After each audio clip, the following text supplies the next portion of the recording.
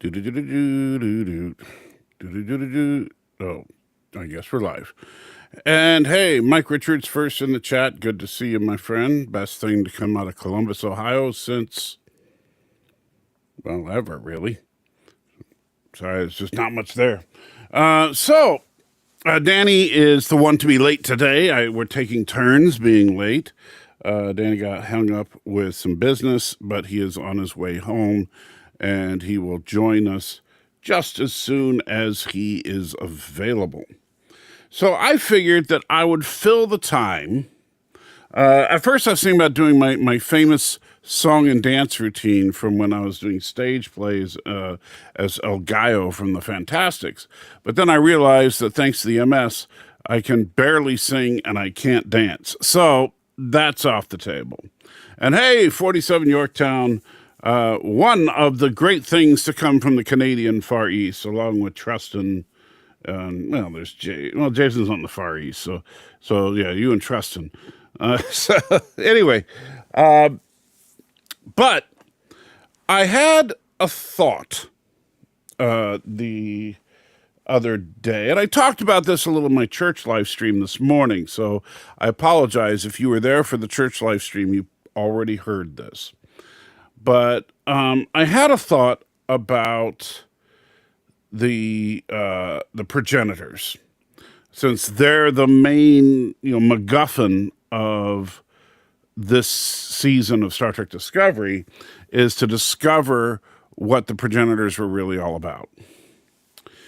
And we know a little bit, and by the way, I'm wondering if in the original series, of course, we were introduced to the preservers, and the preservers and the progenitors sounded like they did something. Well, the preservers were taking and transplanting humanoid life and planting it around the galaxy to prevent it from going extinct, while the progenitors apparently, messed with the DNA of primordial soups around the galaxy to make more humanoids.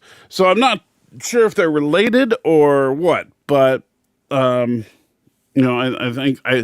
think there should be, if I was on the writing staff, I would suggest that there should be some kind of connection between the progenitors and the preservers that we just haven't learned yet. Because one of the one thing I didn't like about the progenitors when they were introduced in TNG in the chase is the fact that it kind of retcons the preservers out of things. So, that's an interesting, same race, different factions.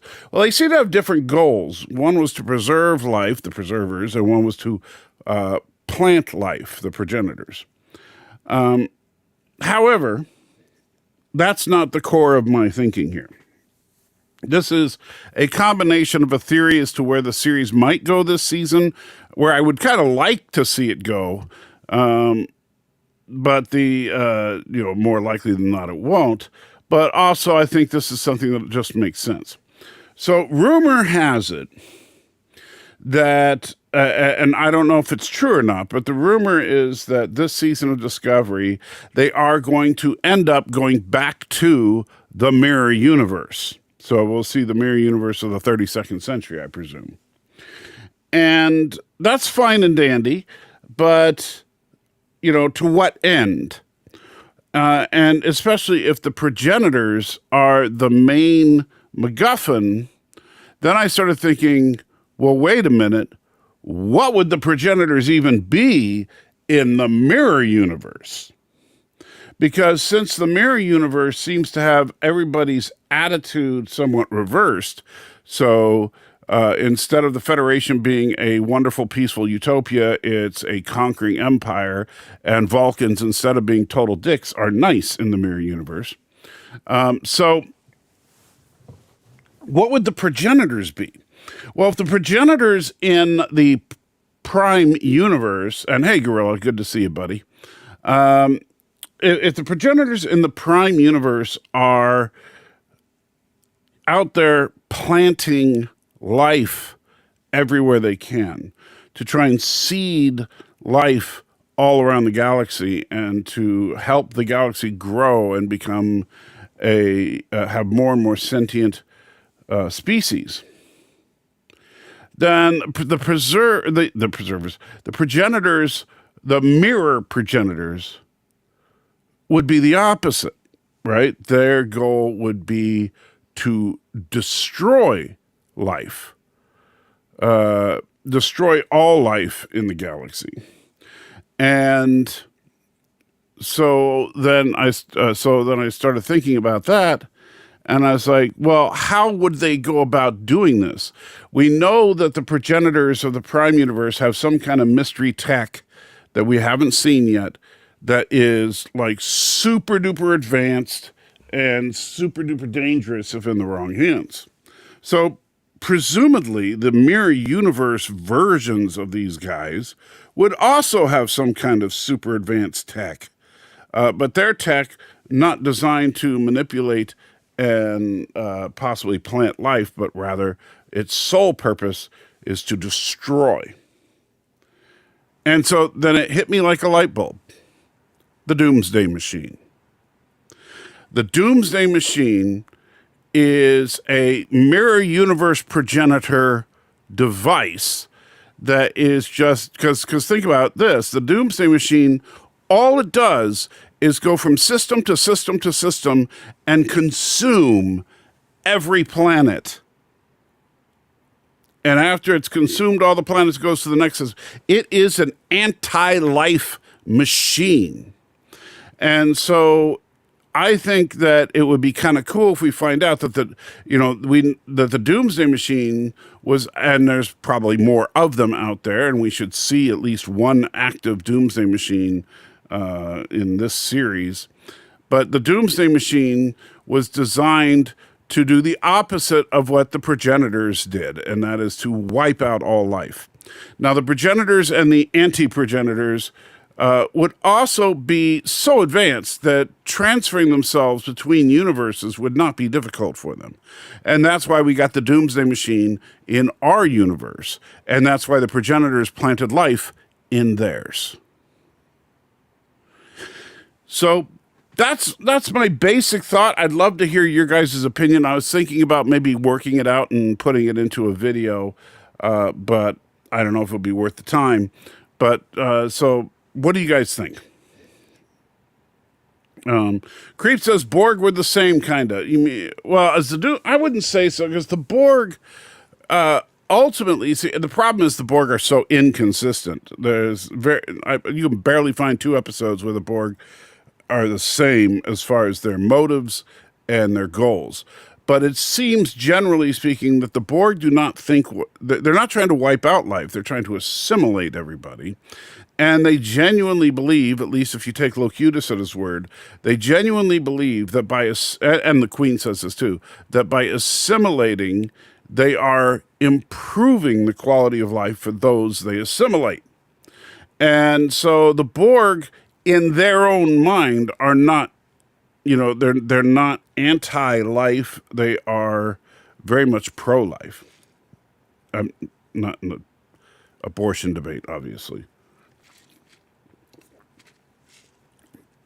And Gorilla says, in all caps, they have ruined that episode for me. Why? They haven't done anything to ruin the progenitors so far. I mean, maybe they will, but I don't understand why. Creep says Q. No, I don't see. We don't know that the progenitors never displayed any Q-like abilities, and the Q, honestly, are just they're mischief makers at best. They're not interested in planting life or destroying life. Danny said everyone will be joining in a few minutes, which I already told them, Danny. Galactus. Well, Galactus in the Marvel Universe is a force of nature, basically, that tests all life to see if it's worthy to continue.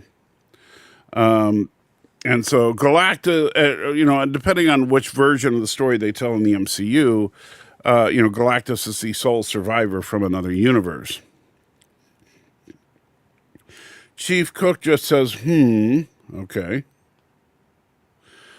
The Vulcan Science Academy says that Ohio is better than Tennessee. Well, Vulcans are dicks. Mic drop. Except I can't drop the mic because it's on a stand, but you get the idea. And I said Vulcans were dicks before I saw that comment too, so they must be true. We Vulcans are complete dicks. There's just no way around it. All right, so any thoughts on my progenitor doomsday theory? Waiting to see if anybody has anything to say about it while we're waiting for Danny to show. And based on what Danny said with his GPS, he should be here any minute. Nobody? Really? I thought it was a brilliant idea, and you guys have nothing to say.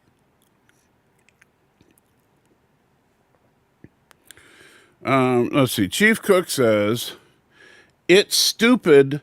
If this was serious, they could have found out what happened to the aliens in Conspiracy. What are you talking about, Chief? I don't quite follow. You gotta work on your sentence structure here. It's stupid. If this was serious, they could have found out what happened to the aliens in Conspiracy. I understand. So if you're saying you would rather have them do the conspiracy aliens than the progenitors, I can understand that. But that doesn't make it stupid. It just means it's not your preferred idea. Creep says, not canon, but there are more doomsday machines out there. Well, you're right. It's not canon only that we haven't seen any other doomsday machines as of yet. Kirk and Spock speculated about there being more doomsday machines out there at the end of the Doomsday Machine episode. Obviously, there are books like Vendetta, which are not canon, where doomsday machines turned out to be a weapon built by the preservers to fight the Borg. But I kind of like my idea better because the preservers, it seems out of character. As much as I love Vendetta, I think it's a great book. If you have not read Vendetta, you need to read it. But as much as I love the idea that the Doomsday Machine was kind of an anti-Borg weapon, the problem with that is that I don't believe the preservers would design a weapon that destroys everything on its way to fight the Borg.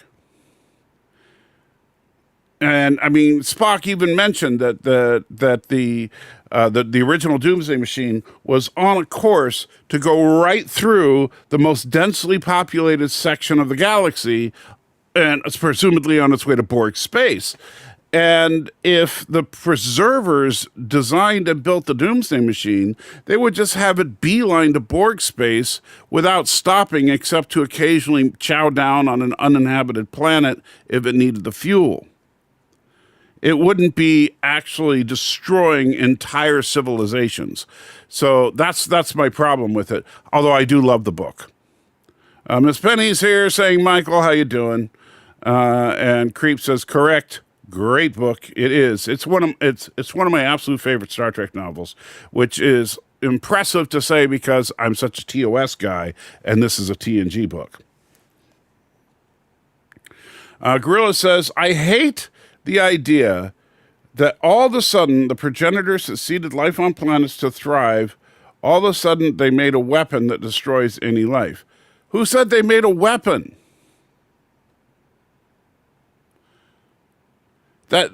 I think you're reading into it more than what's there. They were worried that the progenitor tech, because they were talking about the progenitor tech can create life, that it can manipulate life, but in the wrong hands, it's just like the Genesis device. Any kind of super advanced tech in the wrong hands could be turned into a weapon. As David Marcus said, we're dealing with something that could be perverted into a dreadful weapon. I don't think the progenitors were making doomsday weapons. Unless they're from the mirror universe, which was my whole idea a few minutes ago. And if you didn't hear that, Gorilla, you should go back and listen to it because I'm a genius. It's been like 20 years since I read that book. Yeah, it's been a while since I've read it as well. I was thinking about getting the audio version to listen to. It is so good. Miss Moneypenny saying hi to her son who is not yet here. The progenitors versus the anti-genitors. Time to rumble. Yeah.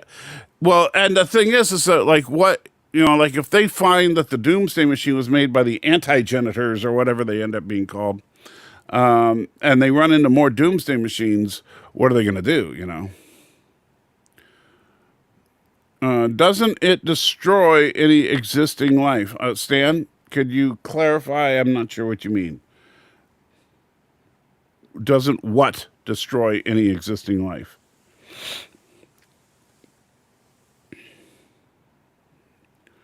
You guys got to work on your pronouns. My preferred pronouns on this channel are none. Don't use them.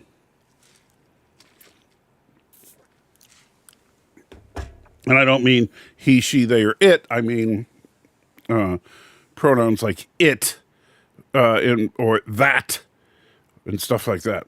And I see Danny is here, kind of. He hasn't added himself to the scene because, he's a dummy. There he is. Hello there. Wow, you're quiet again. Damn, really? Yeah.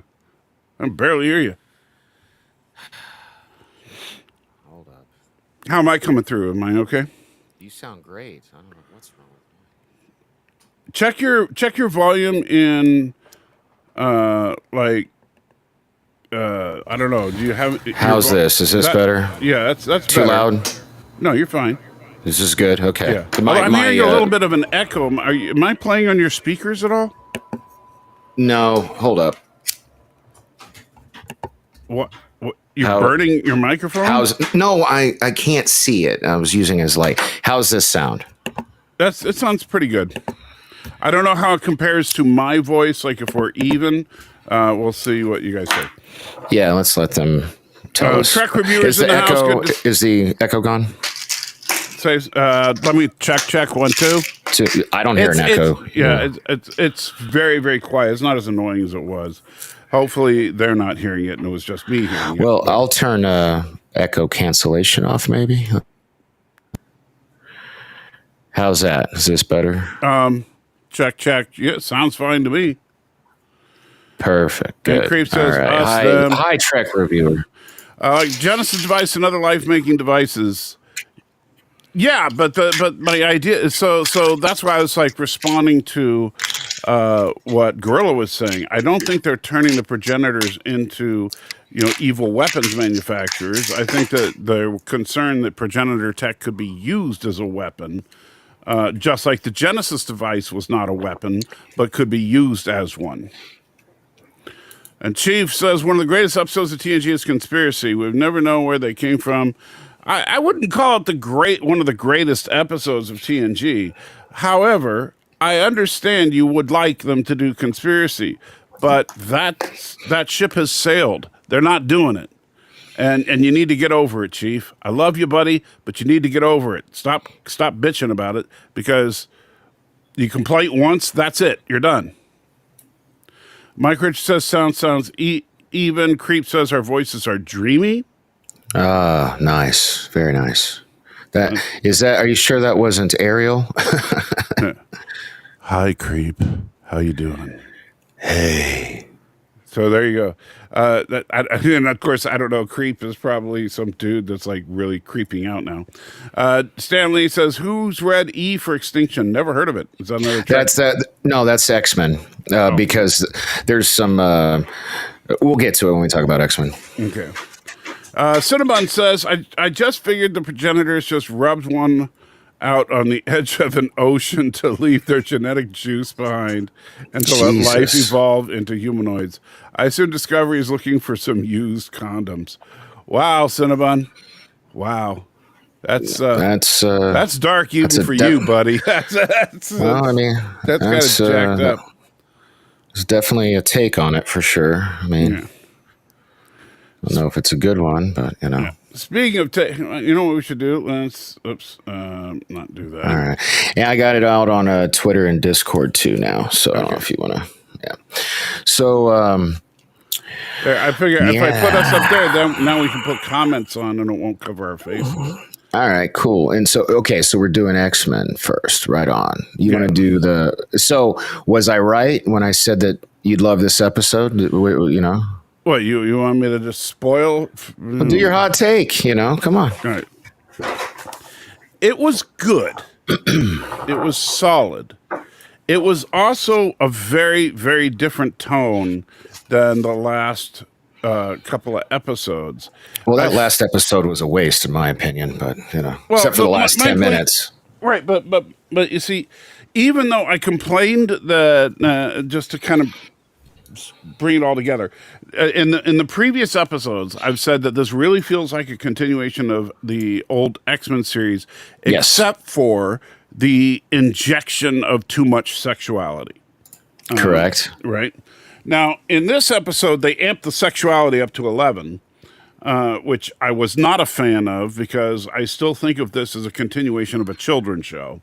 Correct. But what happens when we get to it, spoiler alert, we're going to spoil everything. But obviously, come on. But once that ends up, when the action starts going down, I felt like, all of a sudden it's an anime. Everything that happened, it looked like a Japanese, the animation style, the way things were going, it felt like I was watching a Japanese anime. And I was like, whoa, when did X-Men go anime? Which was, kind of funny because there have been animes based on the X-Men done in the past. Mm-hmm. And the violence was really, really graphic for a kid's show.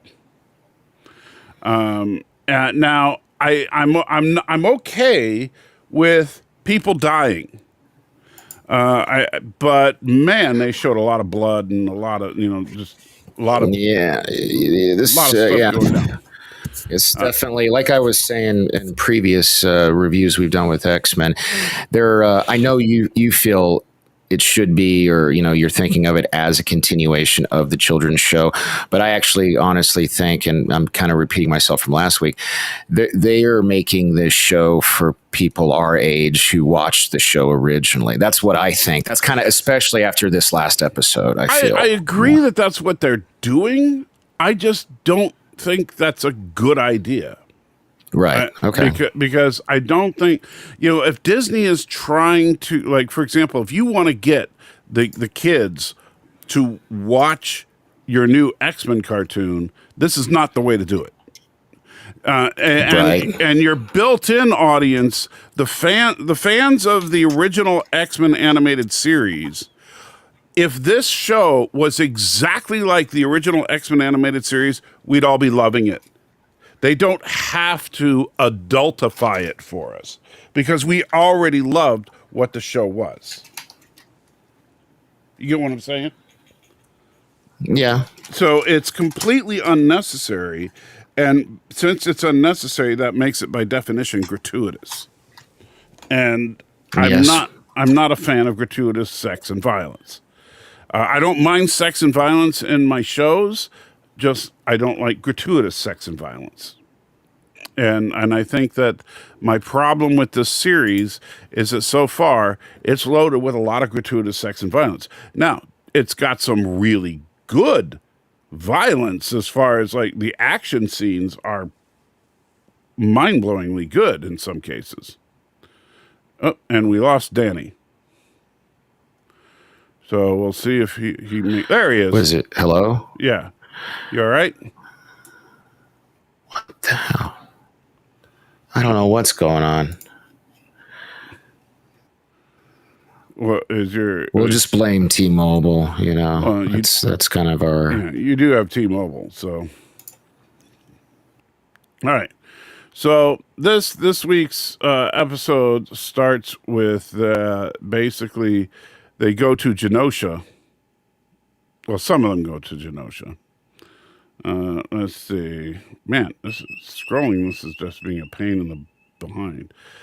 We get some news footage, and I thought that now notice the news footage is actually in 4:3. Oh, did you disappear again? You sure did. Oh, okay. So Danny just texted me. He said, my computer just shut off. Well, hopefully he can turn it back on. So I'm going to, well, turn it back on. LOL. All right. So we'll go back to the chat while we wait for Danny.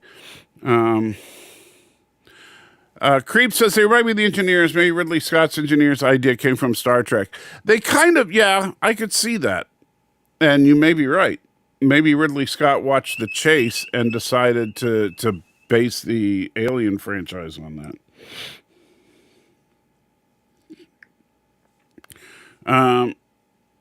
And Chief Cook says, here we go again. Disco trying to find another species, trying to destroy the universe again.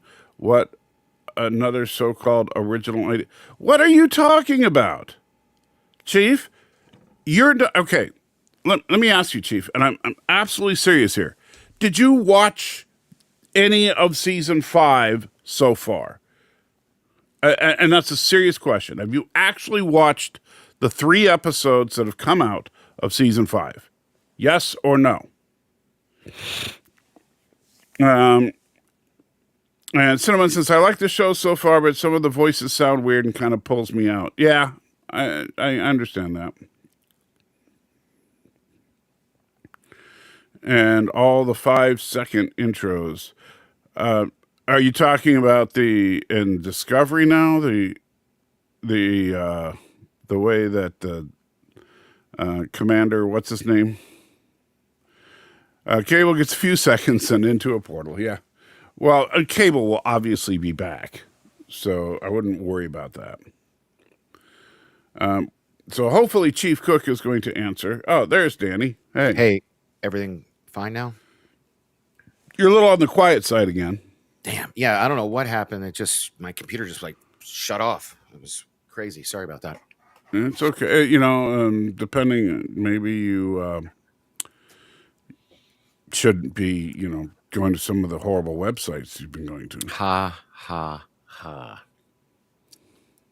Anyway, Trish Tilby, love interest of Beast in the comics, which they kind of teased her a little bit here when he's like, oh, what's he say? Even right. They were kind of flirting a little bit during the interview. Yeah.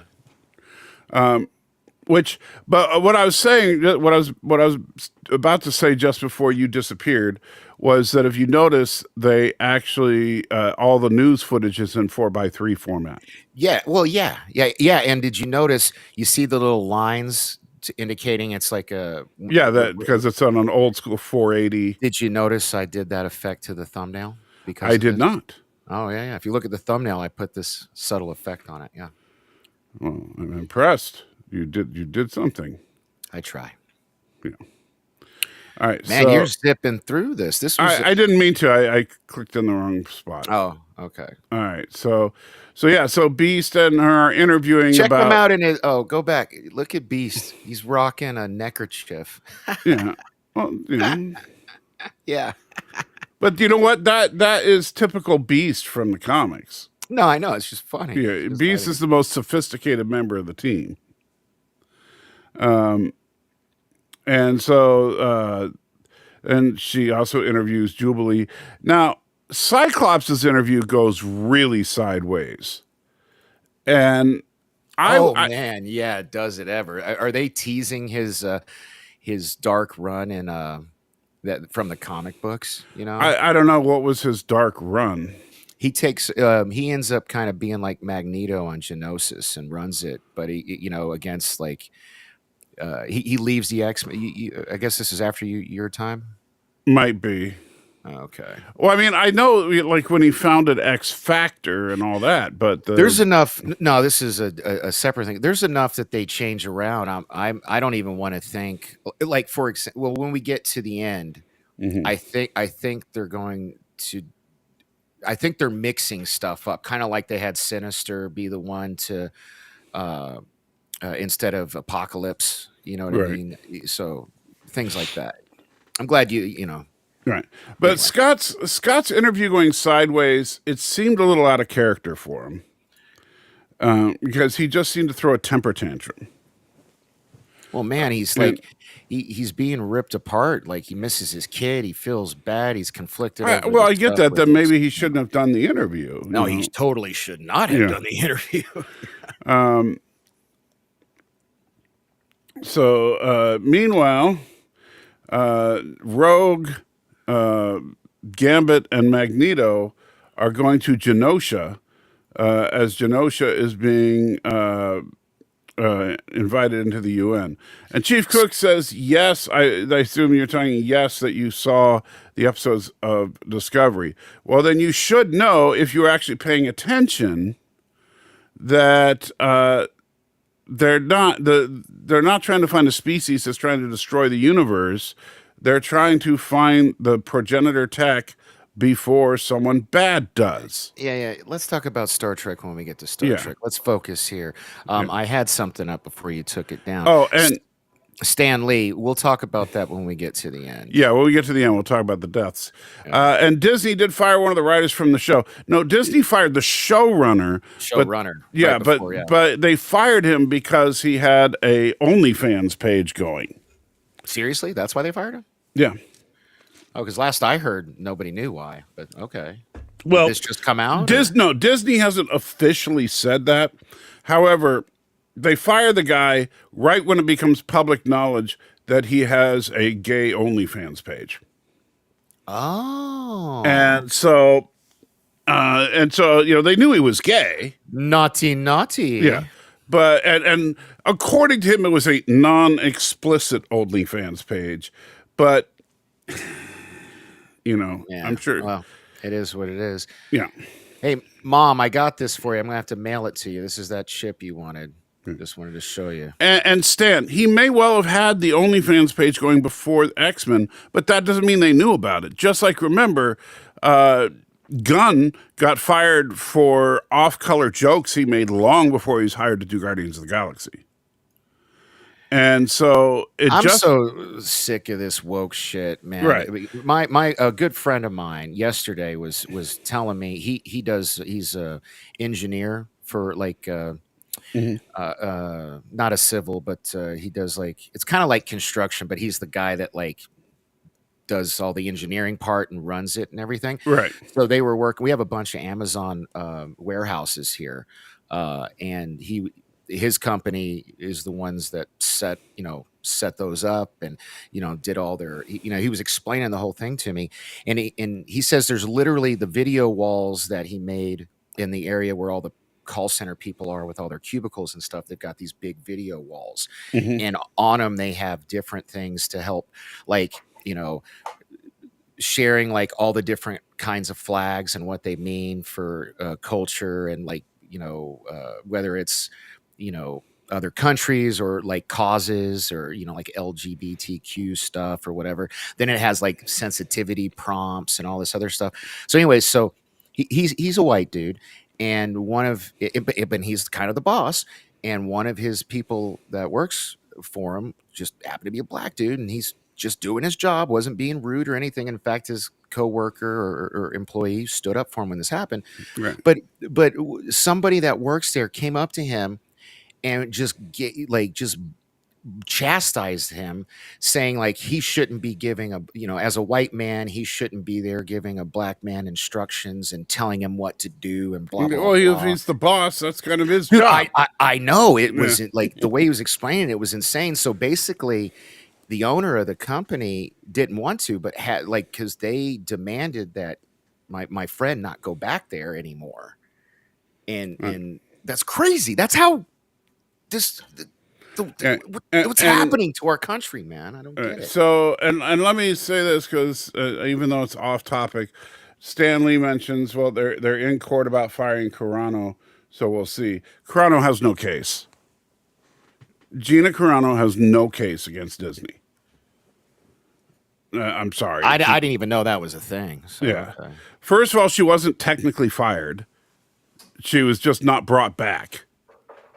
And second of all, Disney can do whatever the hell it wants as far as they can say, whether or not they want you to play a part.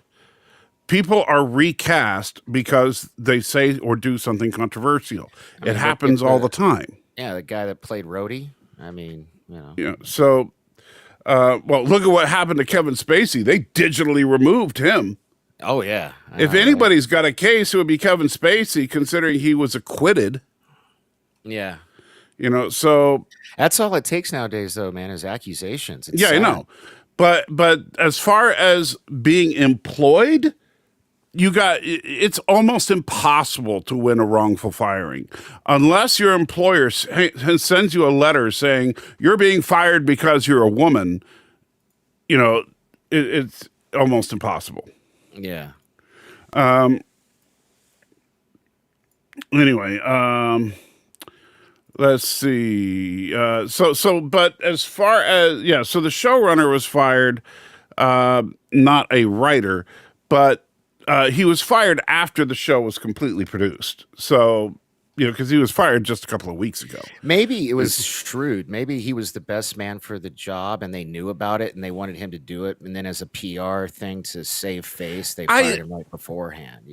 I might say that if it was a straight OnlyFans page, not as a gay one. And just being realistic here, sorry, not to go woke paranoid or anything, but the simple fact is that it's politically okay to be gay. It's not politically okay to be straight right now. How weird is that? Good Lord. So yeah. I like that look on Magneto right there. Yeah, I'm not going to say what I'm thinking. All right, so they fly to Genosha. Notice that Genosha has these huge statues of Magneto and Professor X, which is kind of ironic considering the two of them were arch enemies. But they're also besties, So it's a weird thing. And by the way, so why do they keep showing this translucent guy? Oh, he was in the comics. He's a dude. What's weird though is like in one scene, I don't know. Well, I recognize a lot of the mutants here, but he was just like in every shot of the crowd. No, in one of them, it's weird. So like in one scene, they like like he's there with these other two people. They get teleported to the fountain, and he's already sitting at the fountain. It makes no sense. Right. Like, so yeah, I don't know. We also get Nightcrawler coming back, which I was excited about. Nightcrawler in the comics is one of my favorite characters. But this Nightcrawler is not the same Nightcrawler that we had in the animated series back in the 90s. And he was only in 2 episodes. And yes, I know, but this isn't that character. And when I say that, I'm not saying because the voice actor may be different. I'm sure the voice actor is different, but that's not the problem. The problem is Nightcrawler in those 2 episodes, they emphasized his religious devotion, and he was a very serious character. This guy is a freaking jokester. And he's like, now he may be more like Nightcrawler from the comics. And, because Nightcrawler in the comics was always teleporting around and doing silly things, even though he was also devoted to his faith. But this, I don't care about it being to the comics. It's supposed to be a continuation of the X-Men animated series. And that Nightcrawler was extremely religious. And this Nightcrawler isn't. Now, well, I don't. No, he brings up. No, he has a conversation with Gambit about faith. I wouldn't call it a conversation. It's mentioned.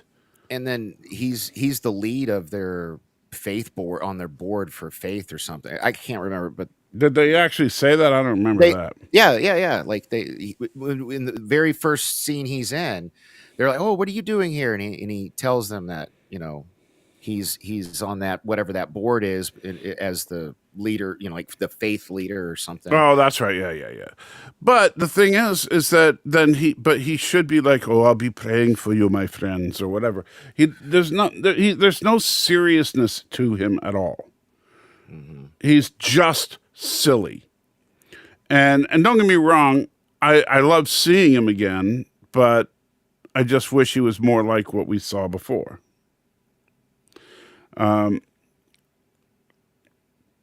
So Nightcrawler is going to give Gambit and Rogue a tour around the city while Magneto is talking to the council. And so they start, walking around and, hanging out and eating an apple because he's a jerk. You know what they say about when they have a character eat an apple? It's only because they're an a-hole. And so, and then Dazzler shows up. Yay. Yay. My wife's like, who's Dazzler? And I said, well, she was originally called the Disco Dazzler. Or go ahead, sorry. And her power is to turn sound into light. And so she would make light shows.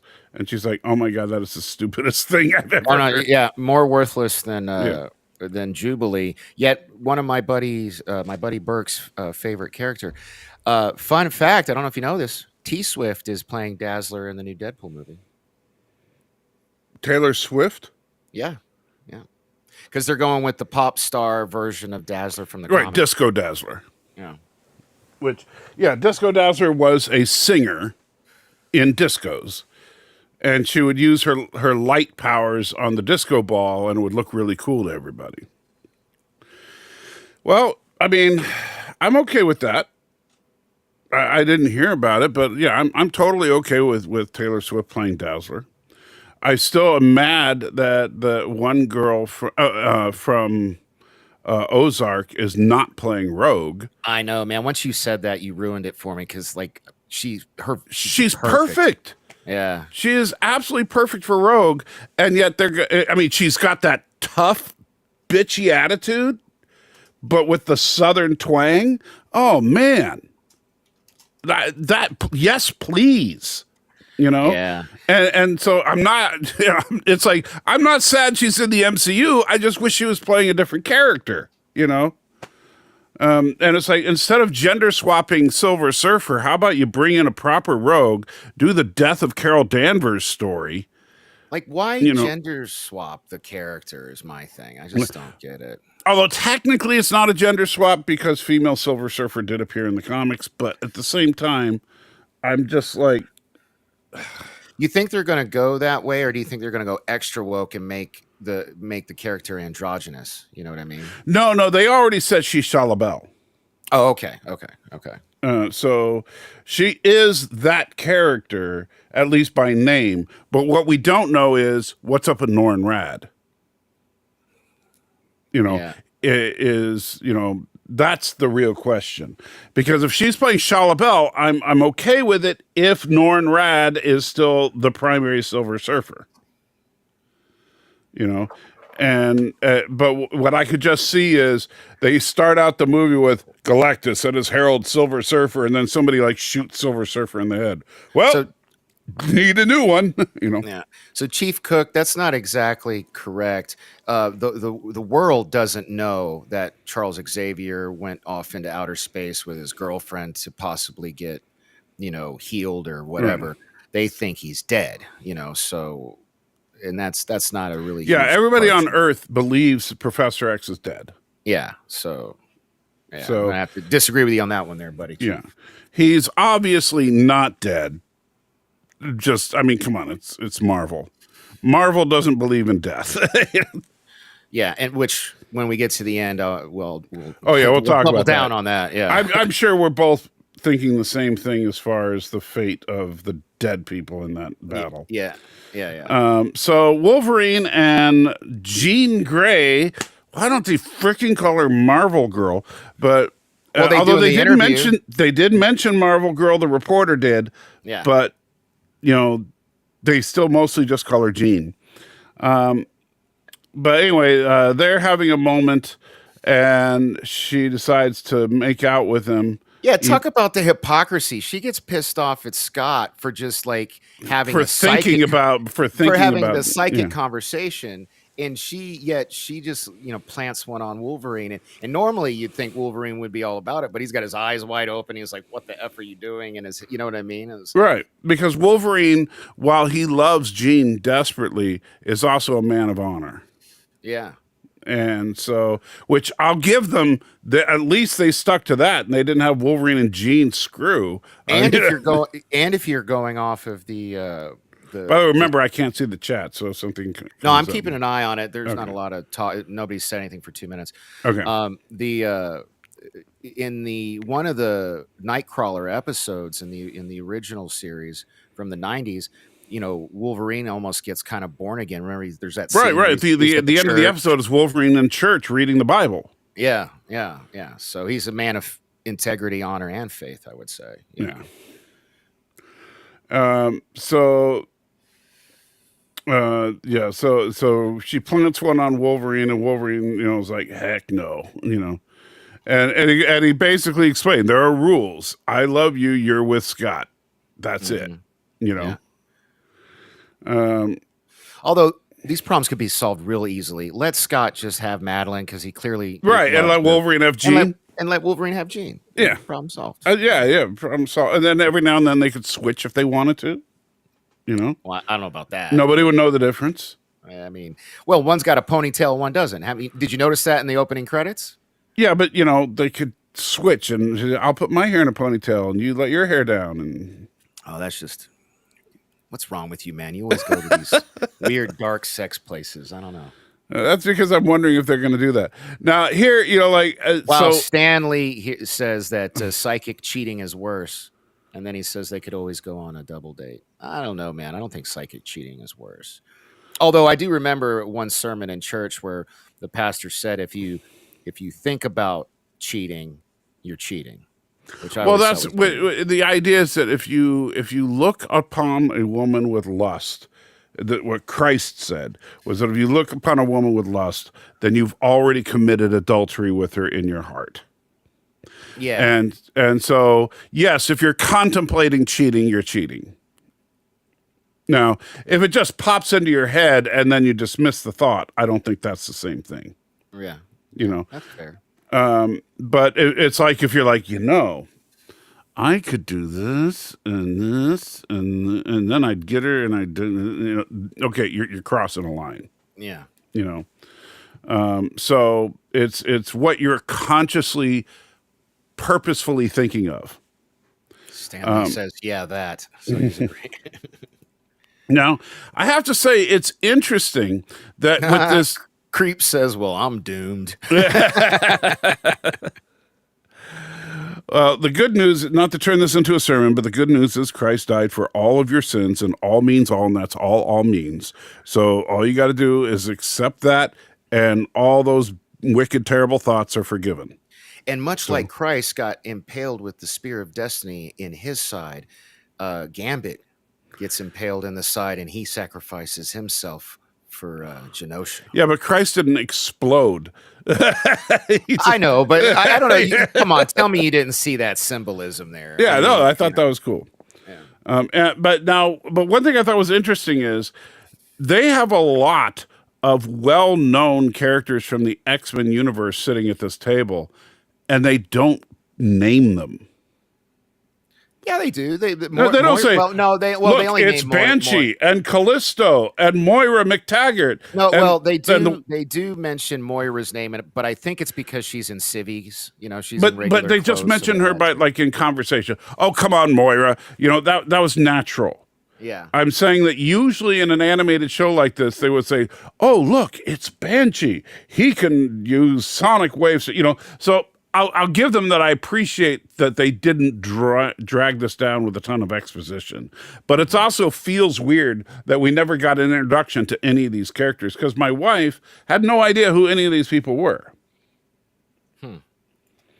And so, that's, I think, I wouldn't say it's a huge drag or anything, but it is a little bit of a problem because if you knew who they were and what their abilities were, then when the action comes down at the end, you might be more worried or less worried about certain characters. You know what I'm saying? Mm-hmm.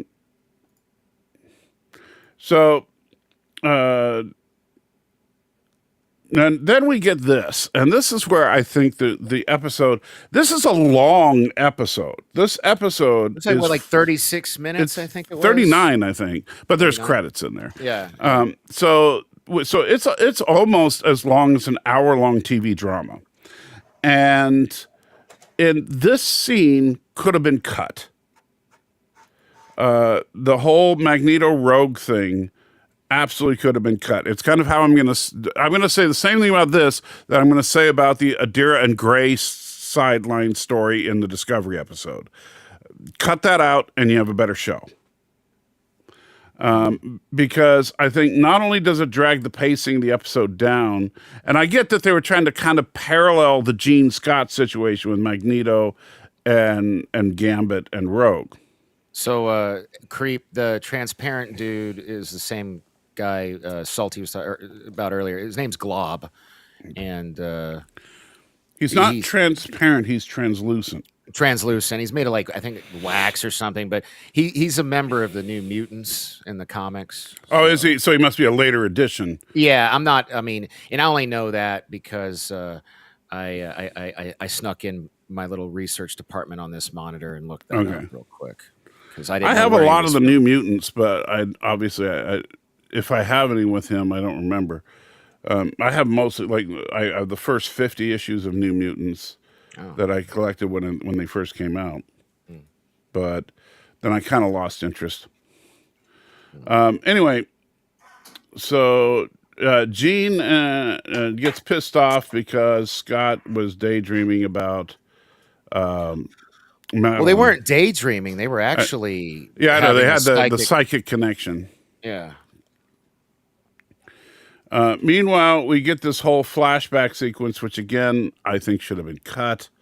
I don't need to know about Rogue wanting to screw with Magneto and that, Well, I think they did that for, I mean, you need you and I know about it, but no, I didn't know about it before this series. I'd never read anything about it. I didn't know Rogue could touch Magneto, but although you said it was like in an alternate universe or something that they did that. Yeah, but then it was also in the regular. Okay.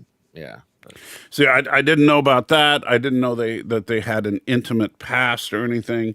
To me, the only connection between Rogue and Magneto is that Rogue was once a member of the Brotherhood of Evil Mutants, but it was when Mystique was in charge, not when Magneto was. So, to me, in my head canon, so to speak, Rogue and Magneto never met, other than as enemies, until Magneto took over the X-Men. So they're throwing a big old party. I mean, and look, what the heck? The Black King is there? Yeah, with the White Queen. Yeah.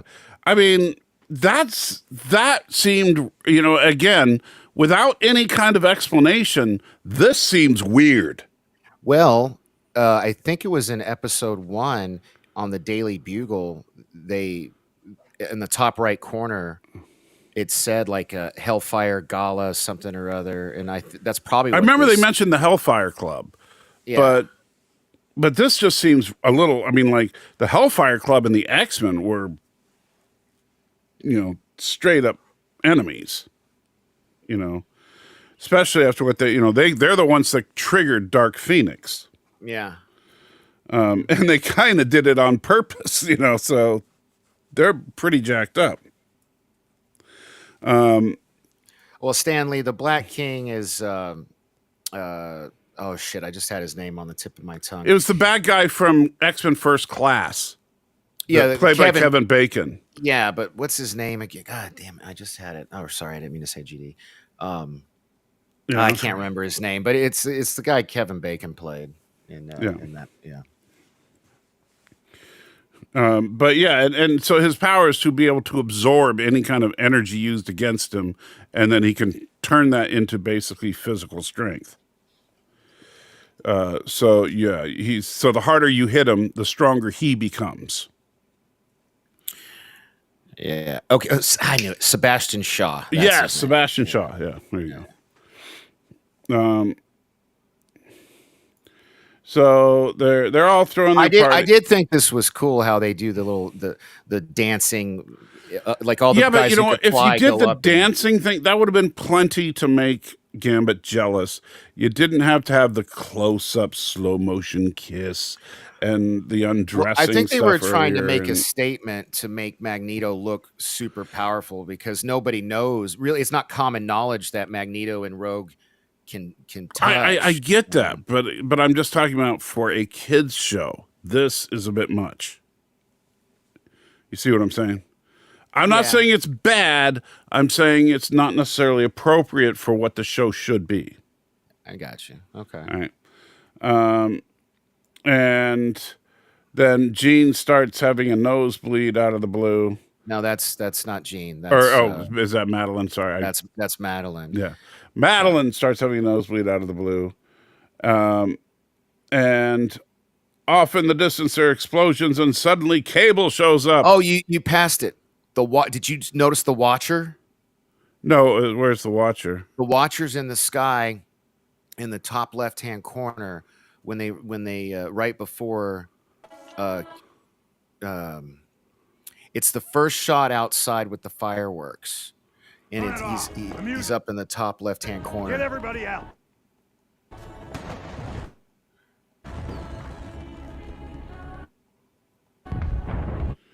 Let me move this over a bit.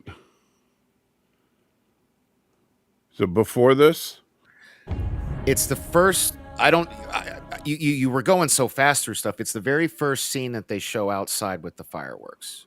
It's like So when they were still dancing? Probably, yeah. Here, I'll see if I can find a screen cap of it.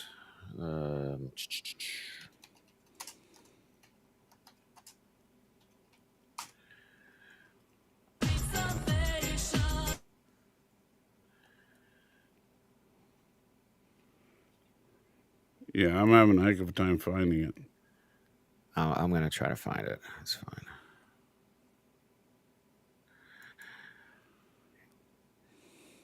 Let's see. Yeah, here. Okay. Here, let me share my screen. Are you going to be able to? Are you on a platform where you can share that? Show it? Yeah, it's just. Oh, it's a still image. Yeah, so you see him right there. Yeah, very faintly. Yeah, well, that's on purpose. Yeah. So this whole thing. Did they say? Did they say exactly when that is? In that article. Let's see.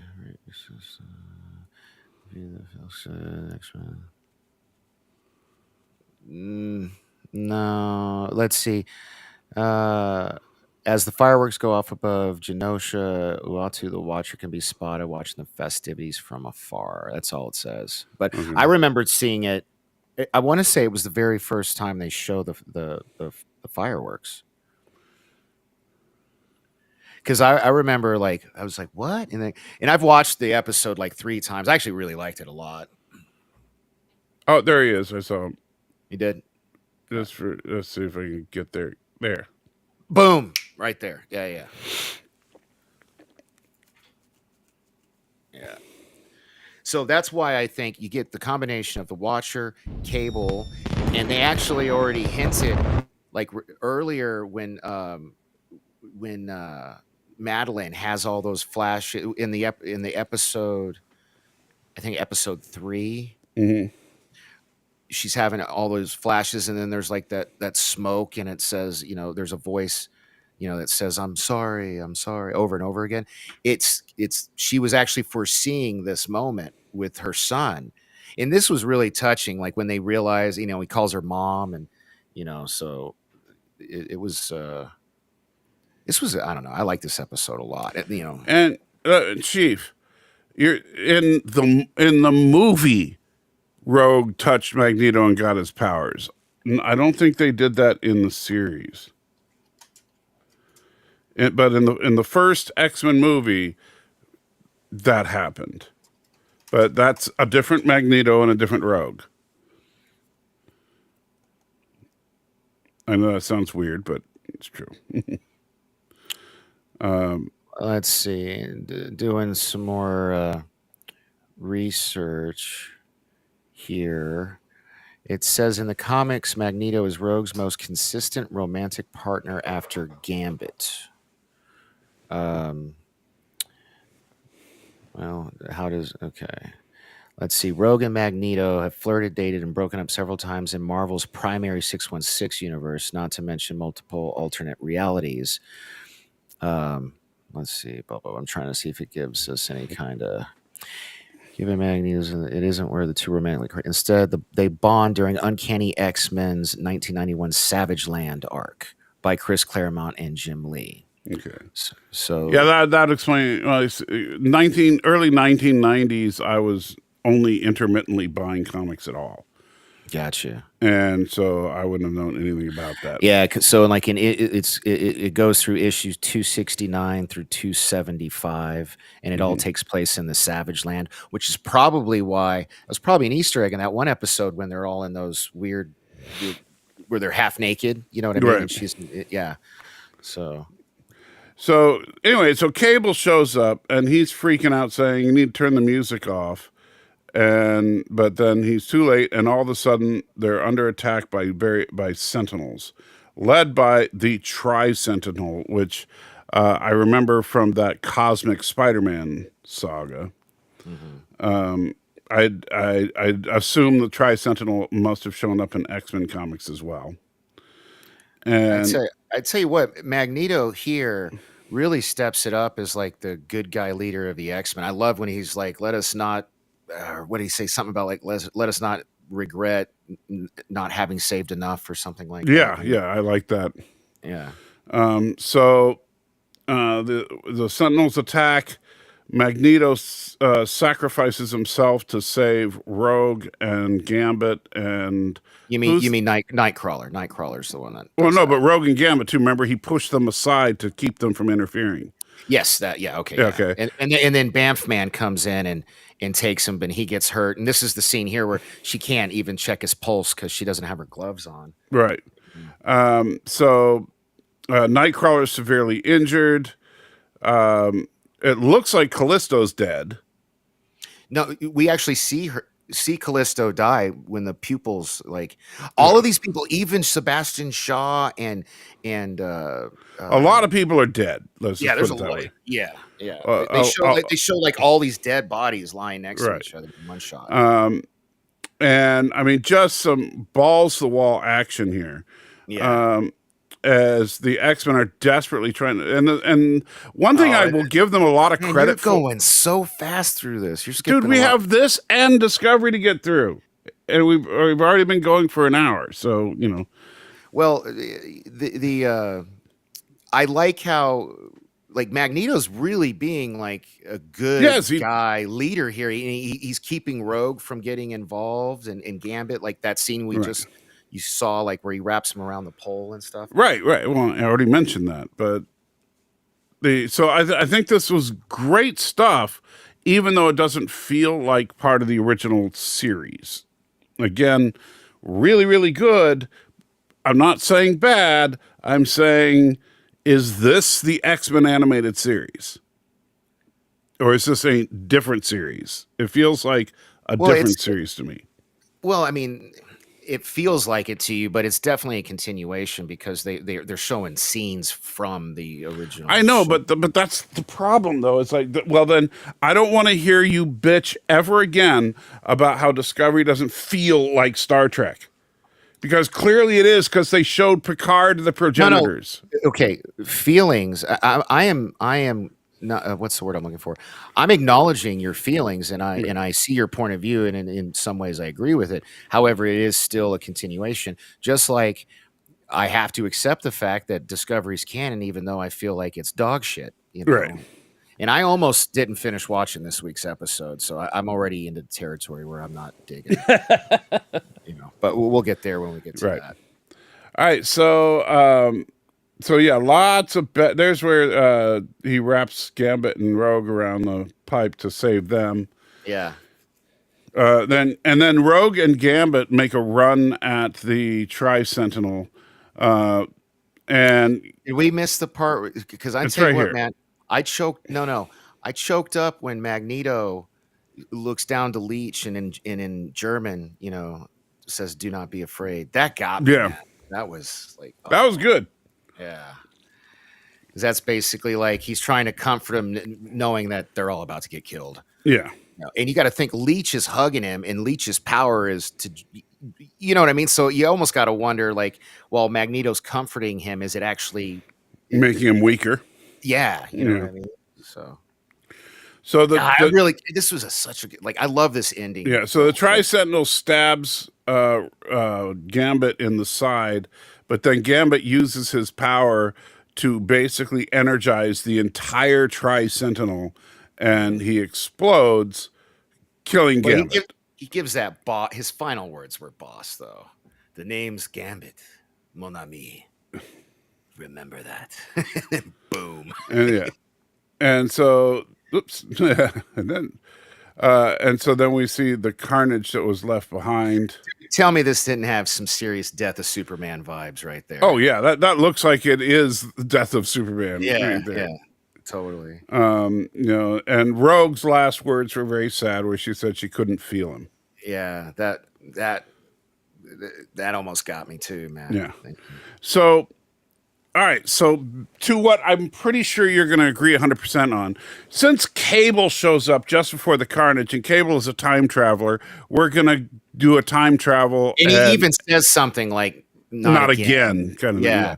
And so, the survivors are going to work with Cable to ensure that this never happens.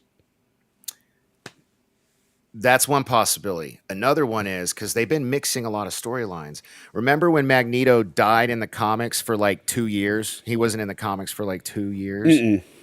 Okay, this was in the 90s, so I guess. Yeah, remember, if it's in the That's when 90s, I never read it. Okay, that's when I did most of my comic book reading, was in Right. the 90s.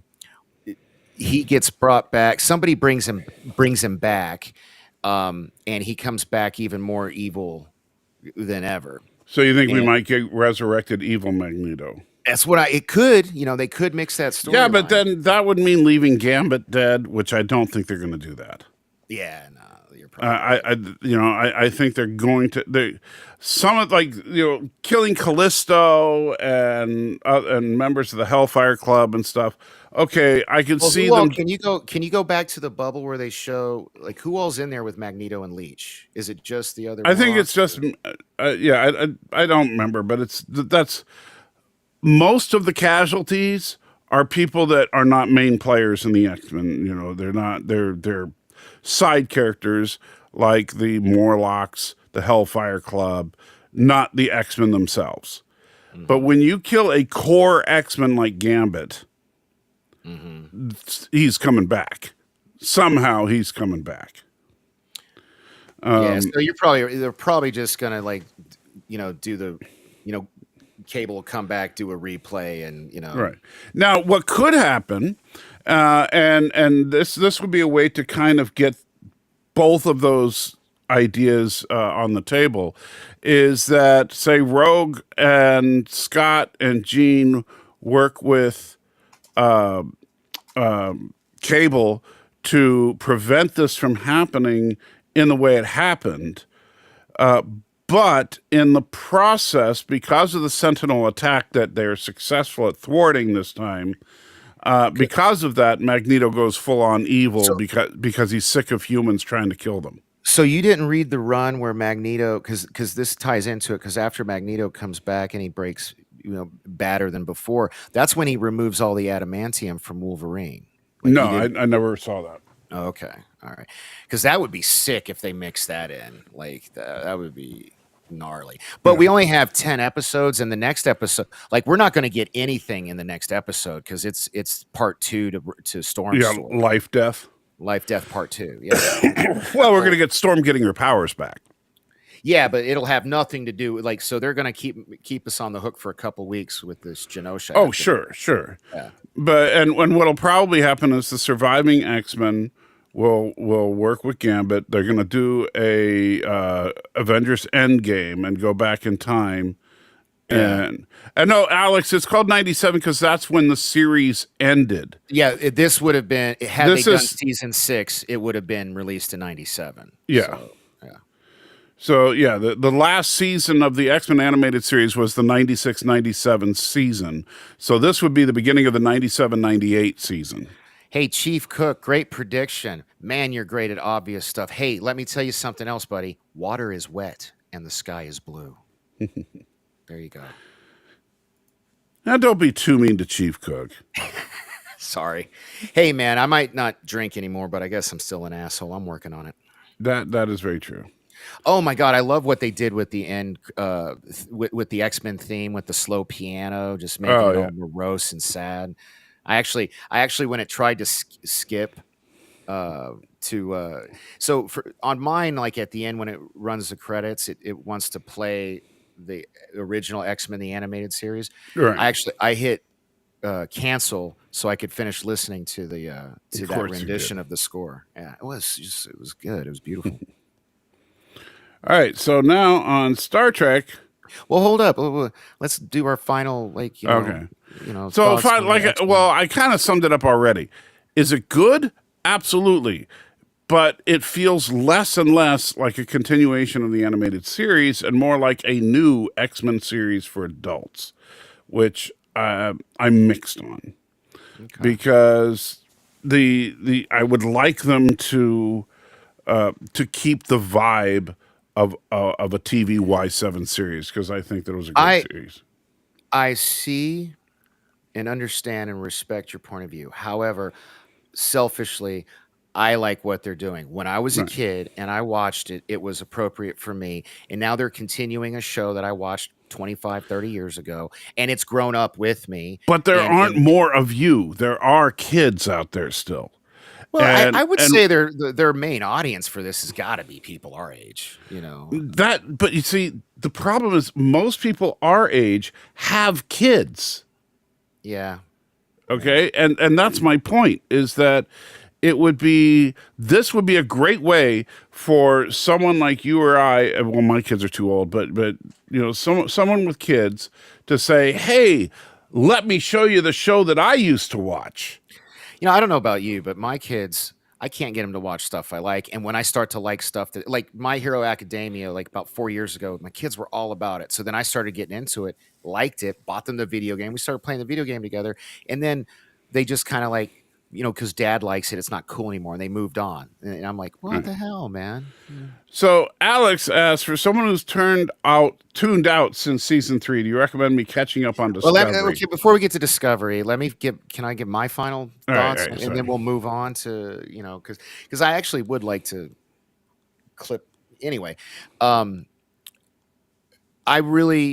This was my favorite episode so far, and I understand all of Salty's points. But this episode got me really excited, and it did exactly what a TV show is supposed to do. It made me want more. It made me want to tune in, and I'm mad in a good way that next week's episode is not even going to touch on this week's episode. Right. And I think that's really good storytelling for TV. So there you go. Those are my final thoughts. All right, there you go. And because it's a serialized story, we can't really give it a rating. Right. Yeah. Not till the end. Yeah. So to answer your question, Alex, do you need to watch the rest of Discovery? I would say no. It would help fill in some of the backstory, but quite frankly, you're probably going to hate it anyway. Alex, I'm in the same boat as you. I stopped midway, maybe 3/4 of the way into season 3. Didn't finish season 3. Didn't watch any of season 4. And last week Salty was kind of catching me up on some stuff. Like I was confused with Saru and the Vulcan president lady or whatever. But oh boy, this episode. You want to do hot takes first and then get into it? Well, I can tell you hated it. So go ahead, since you've already... Hate's a strong word. it was boring, and to me, it was just kind of boring. Mhm. And then it was too there's too many gosh darn feelings. I don't give a. There's just too many feelings. I wanted to say the other GD. There's just too many. I don't give a crap about that. You know what I mean? There's just Right. It's too much high school drama BS. I don't care about Right. that. I will. That said, I did like. What's the doctor's name? The gay dude that dates Stamets? Culver, Dr. Culver. Culver. I really dug his acting when he was When he was possessed. When he was possessed, because I was like, because he was all like, he was acting like a He was a straight different dude. person. He really Well, was. yeah, but he did a good job. The actor did a good job. Right. Of, I don't know. I dug it. I got to kick. He lowered his voice a little bit. He kind of seemed a little bit more masculine and cool. I don't know. So that's something I can compliment. That kind of was cool. Yeah. But there was just too much. Dude, there was so much stuff with feelings. There's you should read what Ariel just put. It's on the screen. Feelings. He hates that scene with Kirk and Spock. That's a bunch of drama. Oh, whatever. That's different. That's done right. This is like no. This is like the they them character with the he she trans character. They break up and they're all about their feelings. And then you got they have a Saru and the Vulcan lady whose name I'll learn eventually if you keep making me watch this show. They have their first little lovers quarrel, little minor spat. They're just like Tilly mouths off to the new first officer because he's kind of a dick and abrasive, and I don't know. I don't tune in to watch what was it Jason used to call it, like Gilmore Girls in space. That's not what I'm that's not what I'm here for. So that's my hot take. What's yours? Well, I agree with a lot of what you said, but there's also though a couple of things I really liked about this episode. I actually liked the first officer stuff with him, his interviews of the crew. No, I liked him. I didn't like Tilly's. But I liked the fact. Well, Tilly had to confront him so that later he could tell Tilly how he understands the crew so well, and which means he's really good at reading people. Yeah. But Tilly was also quite correct that he needed to give them a chance to read him.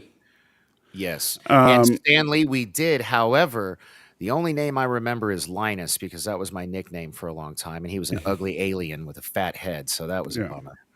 But I don't remember the others' names. But they did name them all off. I can't either. They're bridge crew member number 3, bridge crew member 5, bridge crew member number 8. Well, they did make a point, like you wanted in that X-Men episode. Yeah. They did make a point to name They did a roll call. Yeah. So... but anyway, I liked the scenes. Every scene that he was in, I really enjoyed because, yes, his character is a complete dick, but he's a Jellicoe kind of dick.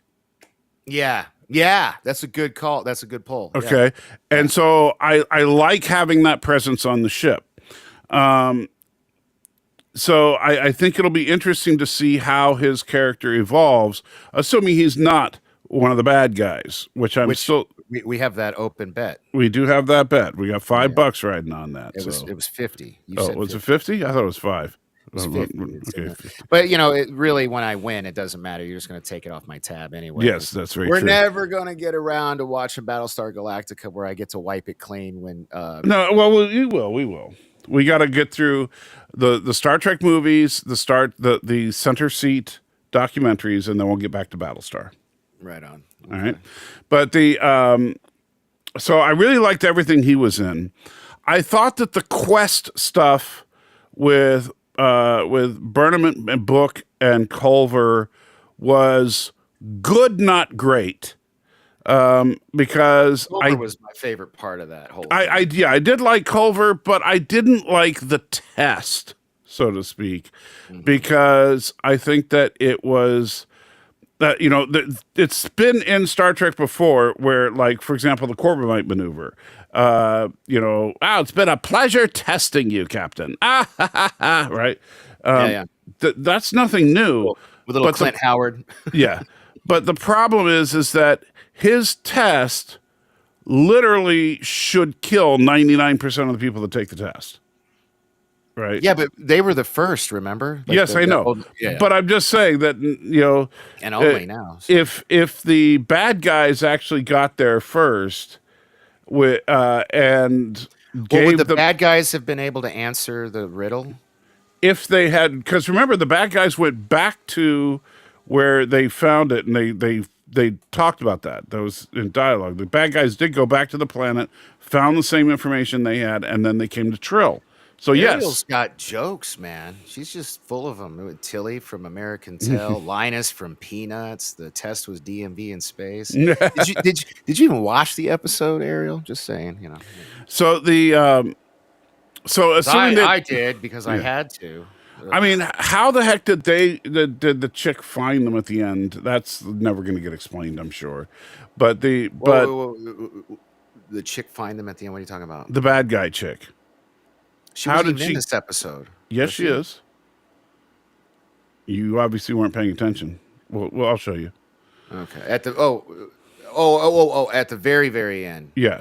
After okay, when they get And I like the USS Tombstone there. yeah, right. What is that? An upside down star destroyer? I mean, I come on. almost it kind of when I first saw it, I thought it kind of looked like the old version of the Captain America shield. Yeah, it kind of does. I'm sure Trek Yards will do an entire video about this ship. I knew it. Ariel has not watched the episode. Well, thank you for joining us anyway. Yeah. We watch it so you don't have to, basically. But you can't. I mean, this season so far has not been offensively bad. This was the weakest episode, but it still wasn't offensively bad. Like I'll give you that. Like that's why I said hate's a strong word. I didn't hate it. Right. There were things in it I liked. I just thought it was boring. I think if you had cut out the Saru and President of Navarre thing, and you cut out the Gray and Adira stuff, you granted the episode would be too short, but that would have improved it drastically.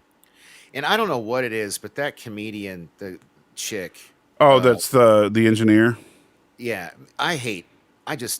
You just don't like her because she's a lesbian. No, I don't. It's I don't obvious. You just hate lesbians. Come on, admit it. I love lesbians, actually, especially anyway. No, it's just I don't know, man. Every time she opens her mouth, it's just like, man, not a likable character at all. Maybe that's what they're going for. I don't know, but no, I think she's supposed to be clever and funny, but it just doesn't come across that way. It really doesn't. Yeah, but every time there's a pause for you. Man, that should have been your thumbnail right there. Is it just me, or does she have like baby teeth still? It seems like she's it does kind of look like it. But man, I wish you would have used that for your thumbnail. Dude, I could do a screen, make the eyeballs bulge.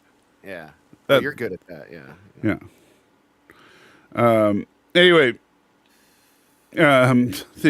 Ariel, I'm not even going to dignify that with a response. Call me later, girl. Just kidding. Dude, really? It was a joke. They're jokes, man. They're jokes, people. Anyway, so I just want to leave it right there.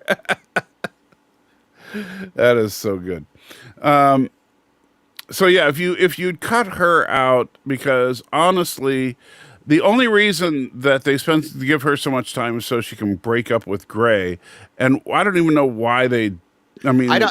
That was so. It didn't make any sense to me. Like, I mean, cool, they broke up, whatever, but why? Like that conversation they had seemed like there was a lot of unsaid stuff, and maybe was this a big story arc in season 4 or something? These two, or it was not really. I mean, it was a lot less than I was expecting, because everybody made such a big deal out of the fact that they had a non-binary transgender actor, the person playing Gray, on the show. So I'm confused. They referred to Gray as him. Is it supposed to be no? Canonically, transgender male. That's the interesting thing. And this is one of the things that pisses me off, because I don't care about the actor's sexuality. I just don't care, I don't right? give a shit either. Yeah. Right. No. They're Gray, actors. the I don't understand actor, why you have to get somebody Yeah. to, the anyway. actor playing Gray is trans. I real don't life. care. Yeah, I don't. Yeah, for real. Okay, so trans what? That's where I'm confused. The actor, Born- I believe born a the male actor or is female? I believe, if I remember correctly, the actor is actually a woman who pretends to be a man. Ooh, hey, you'll get canceled. Don't say pretends. That's not kosher now. Okay, a woman who is under the delusion that she's a man. Oh, that's even worse. You're doubling down. My bad. Never mind. I'll just let you know. Yeah. So anyway, but I think I'm not 100% sure because I don't really pay that close attention to this stuff. Yeah. But the character of Gray is a dude. Hey, Alex says your super chats are off, or is he making a joke because there's an LOL? I don't know. I don't have super chats. If you're talking to me, Alex, I can't yet. Oh, he's in my chat. I don't have super. Give him the money anyway. Oh yeah, if you're in Danny's chat, he can't take super chats. Yeah, I need more subscribers. Only I can. Yeah. You have to have 1,000 subscribers plus a certain amount of watch hours in order to get. Well, super I'm pretty chats. sure I got the watch hours. It's the subscribers I need. Anyway, but so the yeah, I know, Thomas. That's on purpose. So the relationship between Adira and Gray in universe, in the Trekverse, is a heterosexual relationship. But they make a big deal out of the fact that the actor playing Gray is trans, and I think she's a lesbian or she's non-binary, something like that. Yeah, see, I don't get. And- I actually know. I know somebody in and- real life who's a born a man, trans woman. That would make. If That they're much born male but they're female, that's a trans woman. Okay, so I have a friend that's a trans woman who only dates women. So that's So confusing. so yeah, lesbian trapped in a man's body. Yeah, That's what I say I am as a joke.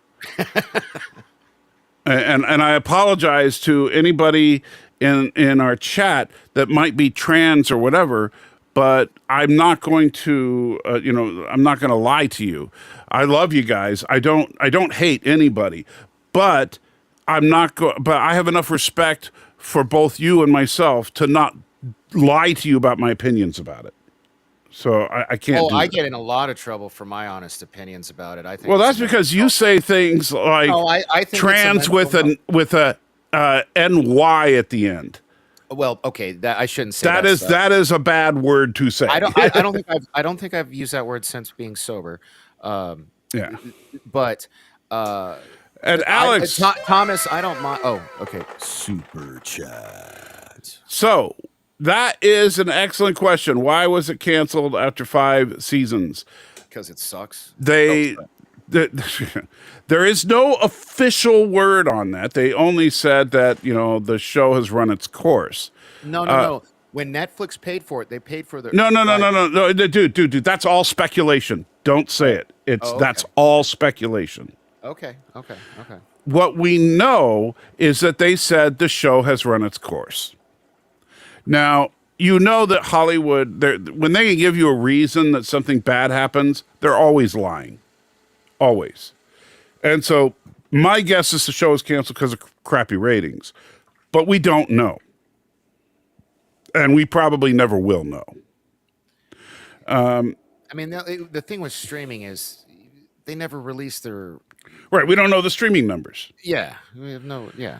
So, but you do notice, and this is the interesting thing, Discovery is the only show in the Star Trek universe right now that is so heavily steeped in what Critical Drinker calls the message. Discovery is the only show that is an almost entirely female lead cast that brags about the sexuality of its actors. Look at this from Alex. Do you think the show is a vehicle for woke, never meant to be successful? I wouldn't say that. Okay, I think that they genuinely thought it was going to be successful. And if it was never meant to be successful and just woke, then they wouldn't cancel it. See, I was trying to say this earlier to your last comment, Thomas. This actually doesn't bother me because this character's Trill and it actually makes sense to refer to a Trill as they, them. So that I've mentioned. No, that Gray before. is the Trill. She's not. But No, she had Gray in her for a while. Oh, what? Okay, see, I must have missed that in season 4 then, because I thought. But Gray is now, and she was seeing hallucinations of Gray until they were able to make a Gray robot for Gray's hallucinations to be it, which is it's just stupid. Super chat. We need someone from Netflix to leak some numbers. Well, you have to understand it's not on Netflix anymore. It was only on Netflix for the first 2 seasons. But I could have swore, didn't Netflix pay for it? You know, and isn't it on That's Netflix the thing. everywhere else in the world? The problem is you're confusing what actual information is out there with what people like Doomcock and stuff were saying. Oh, okay. All right. So that's why I cut you off before. I'm not going to propagate the crap that Doomcock and Nerdrotic and others of the fandom menace. I didn't realize it was from them. I apologize. Yeah, and again, and I know I said this the other day, but I want to make it clear. I love Gary Nerdrotic. Love him. He's a great guy. I tried to give him you know. I couldn't even see him yesterday. His line was so long, and I was it's all good. But I love Gary. He's a great guy personally. However, his persona on screen has become such a beacon of negativity that I can't abide by it. Doomcock, really great guy when you talk to him off air. But and one of the things that really pissed me off about him is he straight up lied to people when it comes to the origins of Trek. And so and he knows it because he and I have talked about it on the side, and I know he knows the truth. Hey, so you know how he always wears a mask? He could have been at that meetup the last 2 days, and I'd never know. You know yeah, that's absolutely true. Nobody knows what Doomcock actually looks like.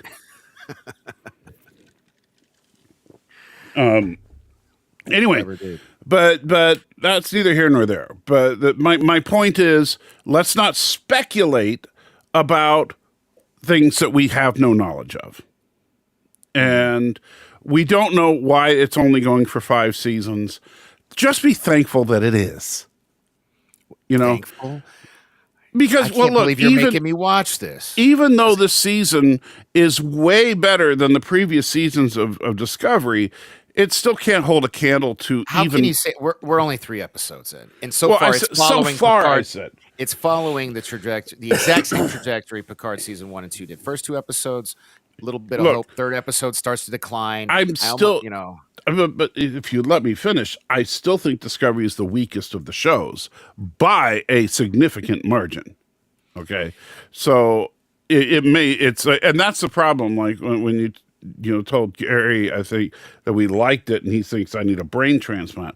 What I'm saying is, it's not that bad.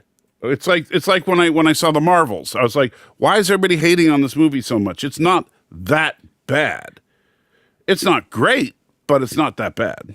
I wish, Thomas, I'd love to have that Doomcock money, but no. Man, the super chats he rakes in sometimes is insane. Yeah. But yeah, so and this season I would say the same thing. So far, this season is probably a 6 out of 10 for me. You know, so that's not a glowing review. Yeah. That's just saying it's watchable. And this episode, if this episode was the way all the episodes were, it would drop that down to probably a 5 out of 10, where it's like paint dry or this, toss up. You know, and because this episode had, like you said, way too many of the feelings, the girls crying about stuff, and not enough of the quest, and not enough of Commander Dickhead. You know, which is what I'm going to call him until I can remember his name. But I mean that as a term of endearment, not insult, because I really do. He's my favorite character on the show now. I'm digging him so far too. Yeah, which is why I think he's going to end up a bad guy, because he's being played by a white male. And so, a straight white male. Yes. Yeah. You know. So he's got to end up trifecta of Hollywood. He will hates. either be dead or turn out to have done something horribly evil. Maybe he's from the mirror universe, like Lorca. Oh, yeah. That'd be real original. So it's It's Commander Rayner. Rayner's his name. Rayner. Yeah. I still think Commander Dickhead sounds better, but Commander Rayner, I've enjoyed, but her, and her relationship with Gray, I have not. Ariel, it is blasphemous that you even compare the masterpiece that is Wrath of Khan to Discovery. Don't even. It's just, So they figure out that the pattern, and that's actually kind of cool. The pattern on the side of the thing is actually trill markings, and so they identify the trill that it's associated with. We get the Michael Burnham talking to her new first officer. I am really, and I know this is just a pet peeve of mine, but I really don't like hearing them use number one like it's an official title and rank. I'm really sick of.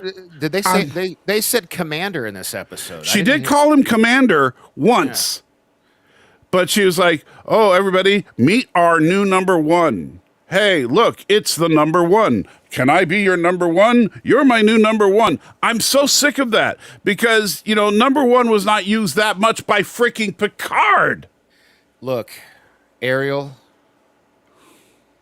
You're twisting my words around. That's not what I said. I hate this Gilmore Girls in space, but when you have a bromance as timeless as Kirk and Spock, come on now. Totally. So what he wants is Gilmore Boys. Oh, what? I'll just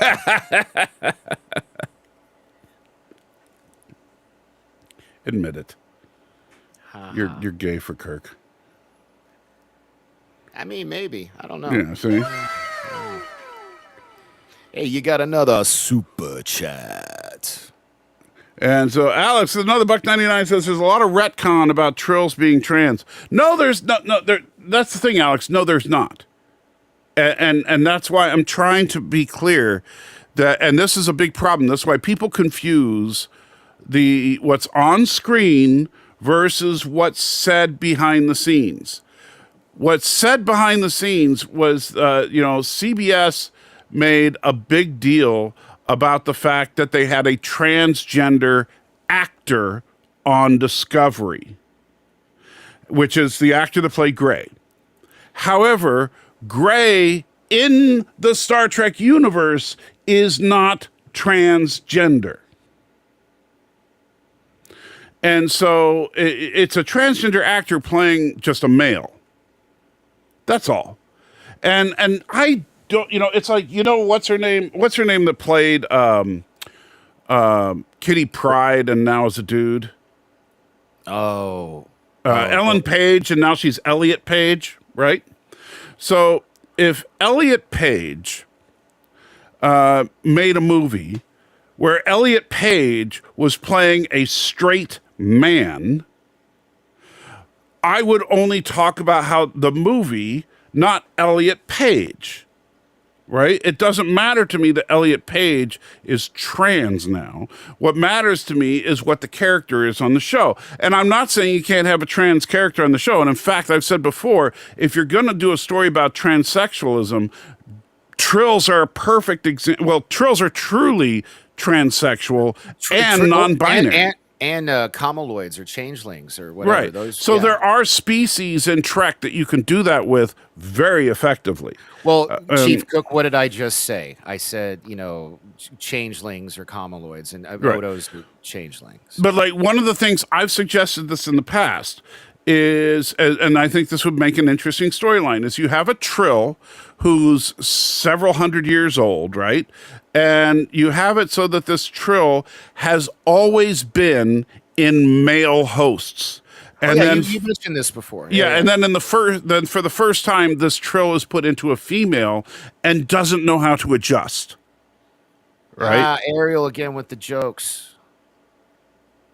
Yeah. Sorry, transwarped individuals. No, but you see, that's a way, though, to do it in universe in a way to, because if the idea, and this is the problem, if the idea of the fictional story is to try and get people to understand what it means to be trans, right? That if that's the goal, then don't just pop in and say, hey, everybody, I'm trans. That's not going to do anything. But if you did something like what I'm talking about with the Trill, and you set it up so that they could kind of understand why this person feels so out of place, why something they just don't feel right, and why they feel like they need a change. They're desperate to change. Thomas, I would kind of argue because Cisco was constantly calling Jadzia old man because, Yeah, because that was her last host. Yeah, so I think we're just like, this is getting down to semantics. It's not an argument worth having, guys. Right. But the point is, and it doesn't need to be a one-to-one allegory. You just need to show what it's like. And for example, I'll tell you, I think they nailed the trans thing perfectly in Turnabout Intruder from the original series. Captain Kirk was literally a man trapped in a woman's body in that episode. That's the final episode, wasn't it? Yeah.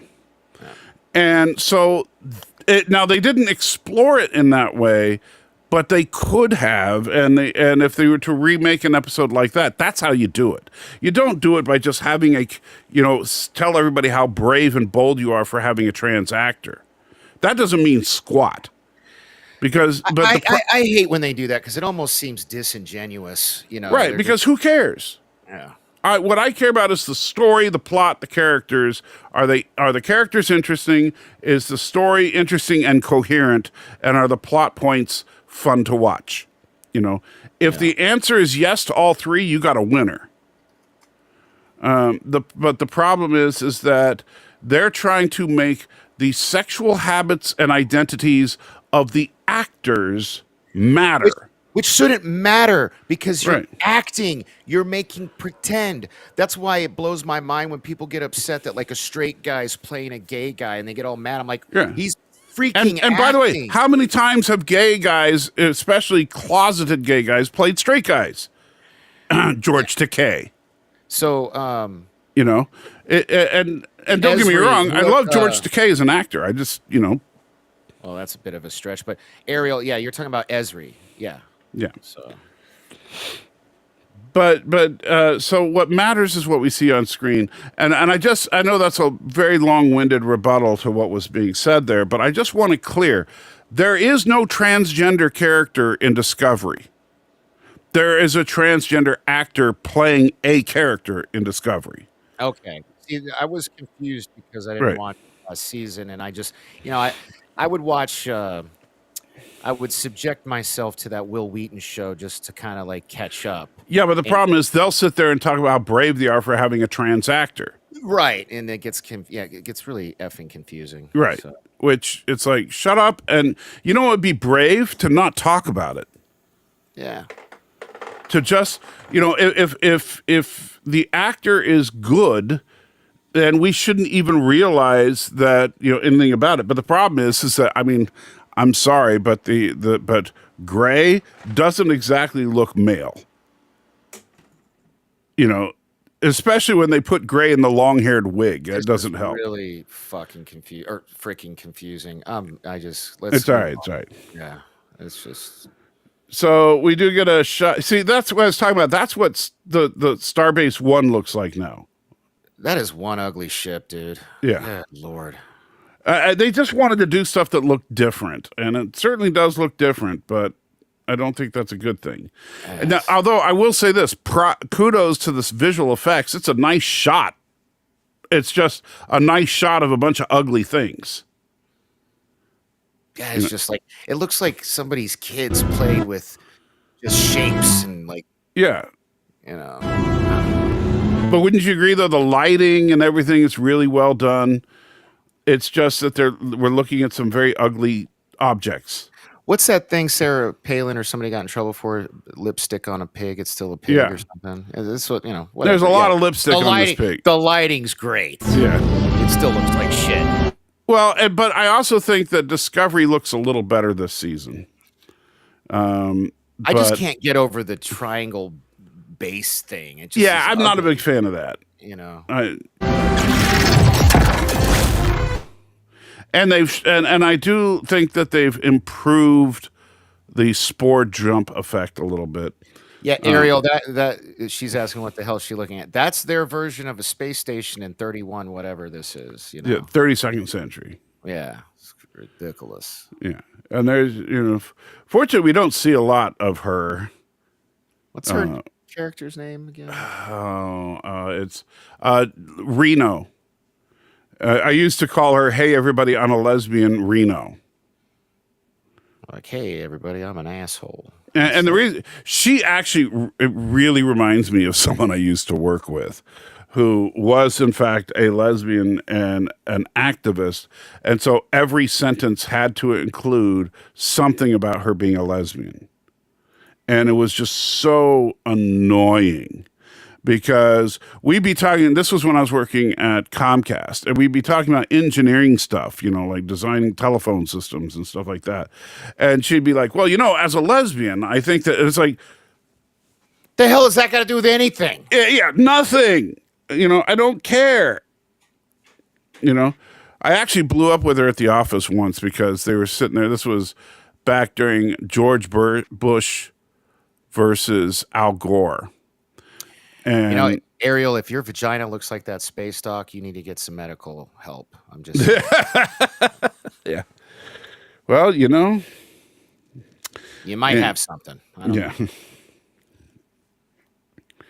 So, and Stamets and her talk. And so, by the way, who's the chief engineer? Is it her or is it Stamets? I don't even know. Stamets is wearing blue, so you'd think he's science, but they call him an engineer. Yeah, I don't know. Yeah. I can't even find this chick. I'm looking at IMDb, and they don't even have her listed in the cast for some reason. Tig something. Her name's Tig something. In real life. Yeah, but I don't know the character's name. I can't remember. Yeah, it's Janet Reno. Janet, hey everybody, I'm a lesbian, Reno. And this is kind of a funny thing. I think starting with season 3, they were really trying to get Sonequa Martin Green to emote more. And so now it always looks like she's scared out of her mind or she's shocked about everything she sees. I will say something nice about her. What, that she's beautiful or? She looks way better than last time I saw her. Oh yeah, I think the braids are very complimentary to her. Yeah, that's probably what it is. Yeah, the braids look awesome on her. I also think the new uniforms are more flattering for her. Okay. Yeah. And so Sonequa Martin Green is definitely not hard to look at. I'm not. But I mean, she was when she had that weird kid and play haircut, though. I mean, that was a dumb looking haircut. The information you seek. So she finds out that the Trill are protecting this deep, dark secret. And how is this dude there? Wasn't he in season 3? You mean this chick? No, the guy, the hologram. Oh, the Trill? Guy. Yeah, wasn't he in season 3? I don't think so. Wouldn't he be like 1,000 years old or something? Maybe. No, season 3 was the first season that was in the 32nd century. Oh, remember they left the 23rd century at the end of season 2. Okay, all right. We'll see. Yeah, no, yeah. Okay, never mind then. But this is one of the new bridge crew members. You know what I thought was interesting was Michael said, "Oh, I'm going to bring in I can't remember. I can never pronounce her name properly. The African girl." But then we never see her. And it's like, was she not available, or because we haven't seen her at all this season? Hey man, maybe she didn't meet the right check boxes because she was straight, and they wanted. But I like her. I actually like her. I know who you're talking about. I liked her too. Yeah, the really dark skinned girl. I really liked her. Yeah. But yeah, for some reason they keep mentioning her, but we're not seeing her. In fact, the entire bridge crew is different. Like, where's Detmer? They mentioned her as well. So why isn't she there? At least in the original series, most of the time, either Sulu or Chekhov were there. Yeah. All right. So then we finally get the opening credits. They beam down and they meet a very old Trill who is the current host of whatever the name of the. I did think it was kind of funny at the end of the episode. She basically says, "I can die now." Yeah. Yeah. Thank God. Yeah, I can just die. And yeah, see, now, does that look like a dude to you? It's one of those androgynous. It could be a guy, could be a girl. Like I just met, somebody. The other that does day. not look I like a would've dude to me. swore I'm was just- a dude, and it was a woman. And Well, I thought look, you've actually been fooled. back when I drank. Yes, thanks for. Yeah, don't be blaming that one on the alcohol. I'm sure it had a lot to do with it. That's fine. Anyway, I'm sorry. No offense to the actor, but Oh God, Thomas. Yeah, exactly. I He goes, "You're asking Dork." I know I shouldn't be. But anyway, so you see, so basically, while this actor is either just gay or non-binary, and the other actor is trans, the couple in the universe are straight because she's a she and he's a he. This actor's not listed on the. Oh no. Oh, Because not a regular cast member, guest So- star. Blue Del Barrio is a non-binary actor who uses they them pronouns. Yes, that would be Adira. Yeah.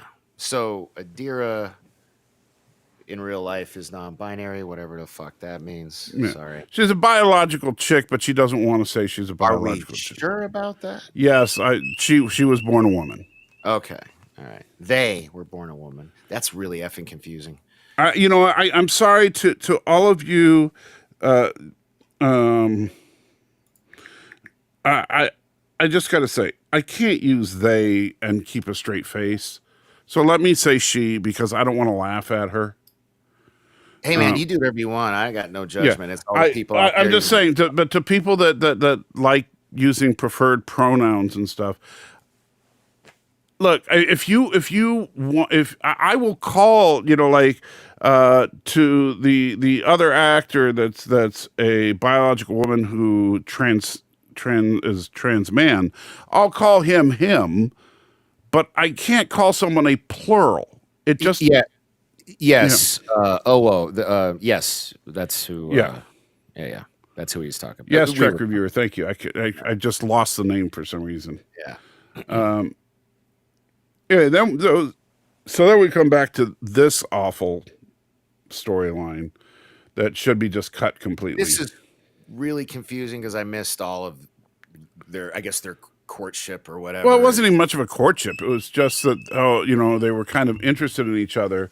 And then in between the last two seasons, they became serious. Oh, okay. All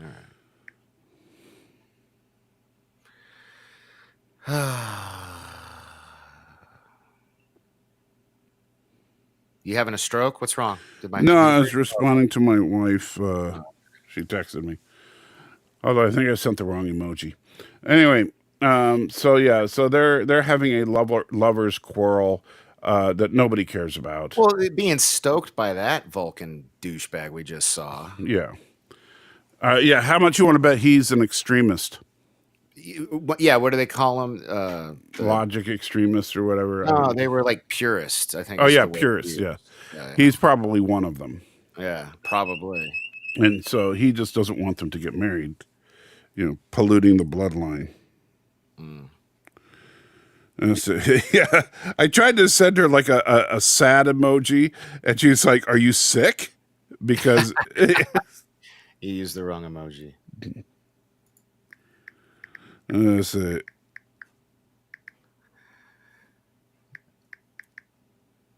Right.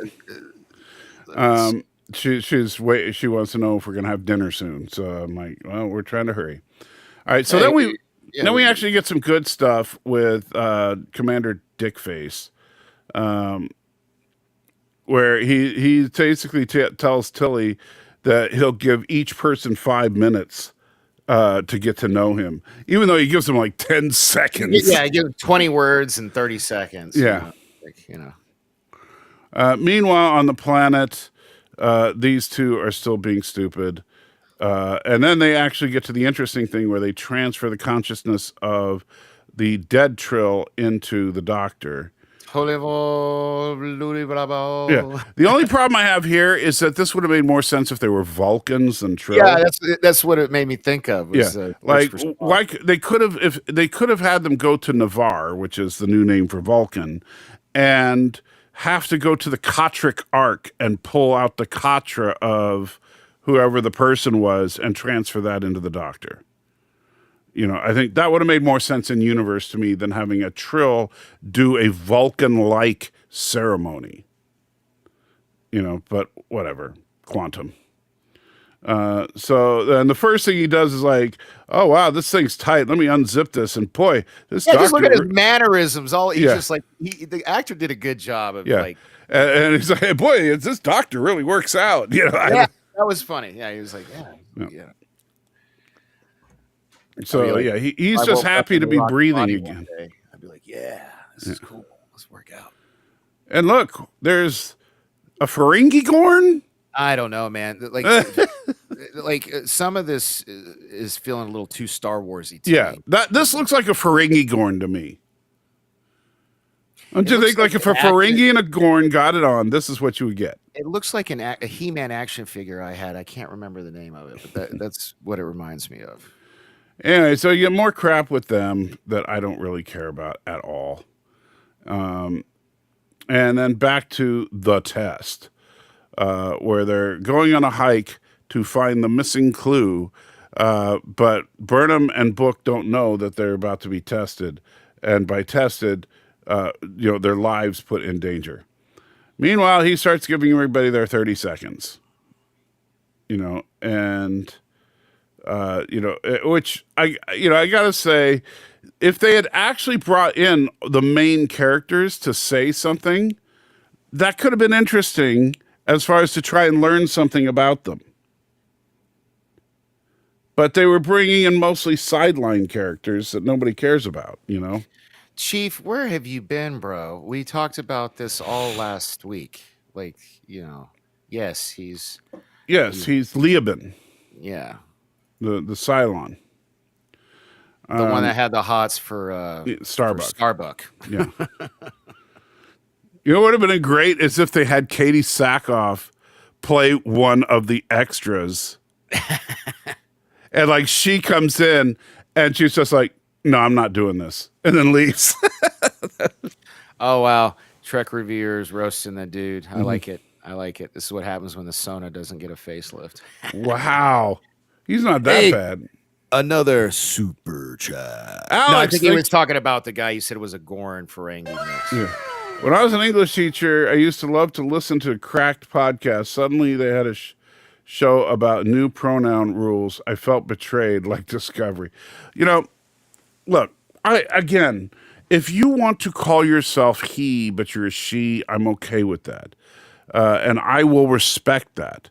But I can't.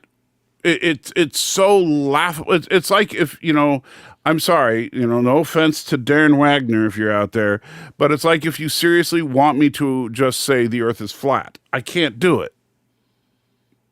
Because I know the earth isn't flat. I know you're not a they. I can understand if you feel like you're a man trapped in a woman's body, that would be a horrible thing to be going through. And I certainly am not going to belittle that. And I'm going to try my best to make you feel as comfortable as you can. But I can't call you they. Sorry, bro. You're a he. Or she, give or take.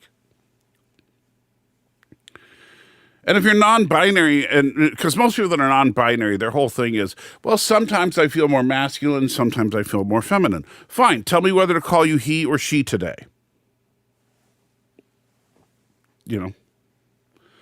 Anyway, so, see, look, I'm sorry, that does not look like a guy.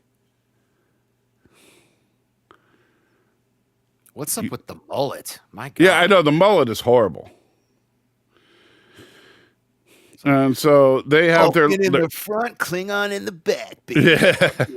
So they have their conversation about breaking up. Meanwhile, Book and Michael are still out in the wilderness with not Dr. Culver, and they find out. See, Thomas, that's what I used to do when I was in this Well, charity. well, and that's what I somebody usually do met as anyway. a woman became non-binary. The they them was so confusing. I would just use their name. Right. You know And what I that's mean? what I usually like. I know a couple of people that go by they, them, and I always just call them by their name. But, generally, the funny thing is you don't use pronouns when you're talking to someone. You use pronouns when you're talking about someone. Mm-hmm. And so, like, I wouldn't say he to you. I would say Danny, right? But if I was talking to someone else about it, I'd say, oh, yeah, Danny, he loves pasta or whatever, so, Yeah. but I wouldn't say that to you. Speaking of Danny, should Danny go to the second night of the Nerdrotic meetup? Because it's about a 45-minute drive, and It's I up don't to know. Danny. I don't know if it's worth it for Danny to make that drive or not. It depends. I mean, I know you were really trying to get a hold of Nerdrotic's Little Nerdrotic yesterday, but you didn't get close enough. Do a reach around. I just wanted to convey your message to him, but that's fine. What, that I love him even though I disagree with him? Yeah, that's exactly what I was going to say to him. But he had a line. It was like ridiculous. I was like, I'm not. No, I would say this. If you're too tired to go, don't go. It's not a tired thing. I mean, I got because my AA. No, it's a time. My AA meeting's at 10, which is 2 hours from now. Right. 45 minutes there, in 15 minutes from there to the AA meeting. That's an Right. hour. You'd have to right skip your there. AA meeting. So Yeah, and I'm not doing I would that. say then don't go. Your AA meeting's more important. As much as I love Gary and I would love you to give him the message, your AA meeting is more important. Oh yeah. Anyway, so and then we cut to the blazing hot night. This is some of the worst day for night shooting I've ever seen. It's so obvious that they're shooting during the day. Why didn't they just make it day? Any ideas? Why does this show do anything it does at this point? Really? So At least, I mean, was that on with the volume or whatever they call it? Or were they actually outside? I think they were outside Okay. because it looked like actual day for night shooting. So that would be on outside. So meanwhile, Rayner is still grilling people, and this is the part of the episode that I really liked. Yeah, no, I actually pretty much loved every scene he was in. Yeah. For his part in it anyway. And no, Stanley, he only knew me as Dork. He doesn't know my real name, so he'd hardly call us friends. So. I might have And I don't even a know if he- sliver of a chance to skip the line if I were there. Yeah, I But- don't even but- know if he called me Dork because he knew I was Dork Knight, or if he was just calling me a dork. Anyway. One of these days I'd like to go to one of those meetups and actually get a chance to say hi. But Well, they just did one in Florida. They're doing one in Dallas in like a week or two, I think. So I mean, they go all yeah, over but I'm not going to Dallas or Florida. He would need to Isn't come to Florida closer? Nashville. Oh, I get what you're saying. You'd only go if they're close. Yeah, I can't drive across the country. I don't have the resources for that. You don't fly. Flights out here are cheap to Vegas. You can get a flight. Not for from like- Nashville. It's actually really hard to get a flight from Nashville to Vegas. Oh, really? Well, because Nashville is the Vegas of the South. And so very few people travel between the two. It'd be like going from Vegas to Vegas. And so more crap with the Gilmore Girls in space. And then back to the real story where Book has a giant thorn stuck in his leg. A giant explosive thorn is in his leg and he's not dead. Somebody explain that. I don't understand. But he can walk it off. And so they realize that these things are just protecting their eggs. And then Book uses his superpowers to talk to the aliens, even though they wouldn't talk to him before. Now they will. And then he's like, I congratulations. love how he was just chilling there, Yeah. waiting. Like he's like, yeah, I'm just gonna chill here. If they die, they die. Yeah. Otherwise, Well, he was getting a moon tan. Yeah. But yeah, he was just chilling, waiting for them. And so since they passed the test, he gives them the key that they were after and explains that the whole thing with the egg clutch and all that was a red herring just to give them the test. And Gorilla, thank you. But But You're here's not my as clever as you think because you're not the first person to say that. yeah. So. Here's my problem with that, though. He called it a red herring. That's an accurate description, but red herring is a writing term. It's not something you do in real life. Now, like, and if you think about it, in the original series, Spock would say, I think we're doing something that used to be called pursuing a wild goose. According to the Oxford English Dictionary, a red herring is a clue or piece of information that is or intended to be misleading or distracting. So, just the dictionary definition. So, Shut up. You should know better than to contradict me on my show. my bad. What are you going to do? You cut me off in the middle of a sentence at the end of the stream again? I might. All right, so then Saru and soon-to-be Mrs. Saru kiss and make up. And then she's like, oh, thank God this episode's over. Now I can die. Yeah, no, Daniel, that's what I was saying earlier. This was rough to get through for me. I was, If I wasn't reviewing it today, I would not have finished the episode. Is it just me, or is she wearing the same wig that Brent Spiner wore in Independence Day? Looks like it, doesn't it? Yeah. So just a thought. Professor Oaken back from the grave. So she's just happy the episode's over so she can go die. Michael Burnham's like, what? And then the term red herring is depicted because of deprecated because it offends Native American herrings. Okay. Yeah, it's just like okay. That's interesting. And so then they're all like, okay, so let's go. And then we have our final confrontation with Tilly and him, which I like. This is actually one of a rare thing. You're not going to hear this from me very often. This was a good scene for Tilly. I genuinely do not like the character of Tilly 99.9% of the time. This was a good scene for her where she calls him or tells him that he needs to stop being such a dick to everybody. I did like his really like how he was showing her. He got, and it's a whole cultural alien thing, and he's got to learn about. He was trying to show her that he was paying attention. Yeah, but she had to educate him that that's not enough. Yeah, you got to get up in the fields. And I think that Tilly is partially correct, and she's not 100% correct, because I do think that he's got a professional separation in mind, which is a good thing. Picard had that, right? Yeah. But everybody knew Picard. They just couldn't get close to him. And so the problem is nobody knows anything about this guy, and he's just joining their crew as the first officer. And the first thing he tries to do with Tilly is disobey orders. If you told that to a superior officer, what would happen? Well, they're in a bar off duty, so nothing. Yeah, but earlier when she was using her 20 words, she ran out of words right before she was about to call. Well, that is a problem in that, like for example, when she said permission to speak freely, and then she goes off, and then his response was, "I never gave you permission to speak freely." She could have gotten in serious trouble for that. Yeah, but the problem is, nothing's going to ever happen. Yeah. So she tells him off, and then. They have their conversation about what it was like for him to be possessed. See, look, hold up, pause it on it.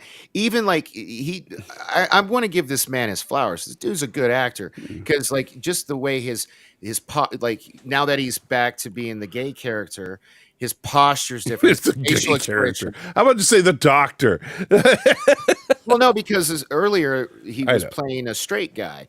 And I don't know. This guy impressed me in this episode. No, he did a great job, and it's funny because I've always said I never cared for his relationship with Stamets because they would always like linger on the two of them and to try and say, look how great it is that we have a gay couple. But I like both him and Stamets but I don't like them when they're together that much. Yeah. If that makes So- any sense. Yeah. So since he's directly asking me a question, they're never going to mention Kirk because for some reason this woke culture that's taken over Star Trek hates Kirk. So that's not going to happen. Well, it's not that they hate Kirk; they hate William Shatner. Okay. Because William Shatner has been, especially on X, Shatner has been spouting a lot of stuff that is not in accordance with the message. Oh, I'm sorry. He's a reasonable, logical No, man with dude, common sense. dude. I mean, whatever. He's saying things that if he were a working actor, he's saying things that would get him fired. Right. That's what I love about him. He just doesn't care. you Right. know? But which is fine. I'm not. But I'm just saying that has created a rift between the producers of Trek and Shatner. So I don't think that now it's not about Kirk because heck, they brought in a new Kirk. Okay. Fair point. Fair point. Yeah. But in Strange New Worlds, I mean, Discovery hasn't. but Strange New Worlds is a spin-off from Discovery. Yeah, but I'm saying Discovery, the show itself, has not ever referenced Kirk, unless they did in the 4th season. No, they have not. Yeah, okay. Which is fine. I don't think we need to. Yeah, no. I mean, the closest they came was they went to the Guardian of Forever, except his name is Carl now. Is that really real? Is that real? You didn't know about that? Yes, the Guardian of Forever's name is Carl. What the hell? Hold up. What are you looking that up to see if Yeah, are you effing with me, man? No?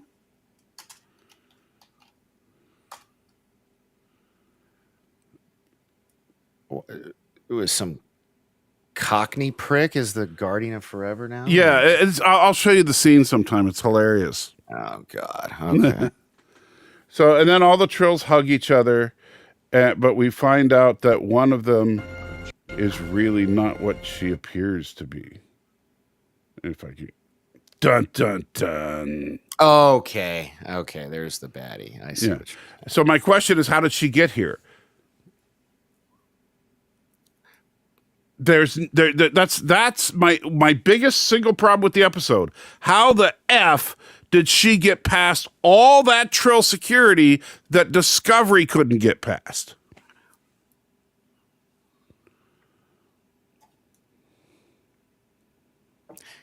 shit like this is why I hate the show. I mean, Right. they'll probably never tell you either, you know. They better. If they don't, I am going to throw something at CBS. Anyway, so as far as this episode is concerned, I think I pretty much, I'm just going to repeat what I said at the beginning. If you cut out the scenes between Saru and his fiance, and you cut out the scenes of Adira and Gray, you have a good, tight episode. The problem is that those two relationship storylines drag the episode down. But I think that the testing with Book, Culver, and Burnham was solid. And I think that the introduction of the new first officer to the crew was solid. And that should have just been the A and B plot. We didn't need a C and D plot. Yeah. Yeah. No, I'm going to pretty much agree with you. That and everything Rayner did was good, you know. Well, yeah, but that's part of that introducing him to the crew. That's what I'm saying. Yeah, no, but I'm just saying. He was obviously, so far, he's the standout character of the season. But which is going to be a problem because they can't let a white guy take over Discovery. So I'm telling you, he's either dead or evil. And my money's on evil. No, I know. Literally, your money's on Yeah, literally, I have money on evil. But what do you think?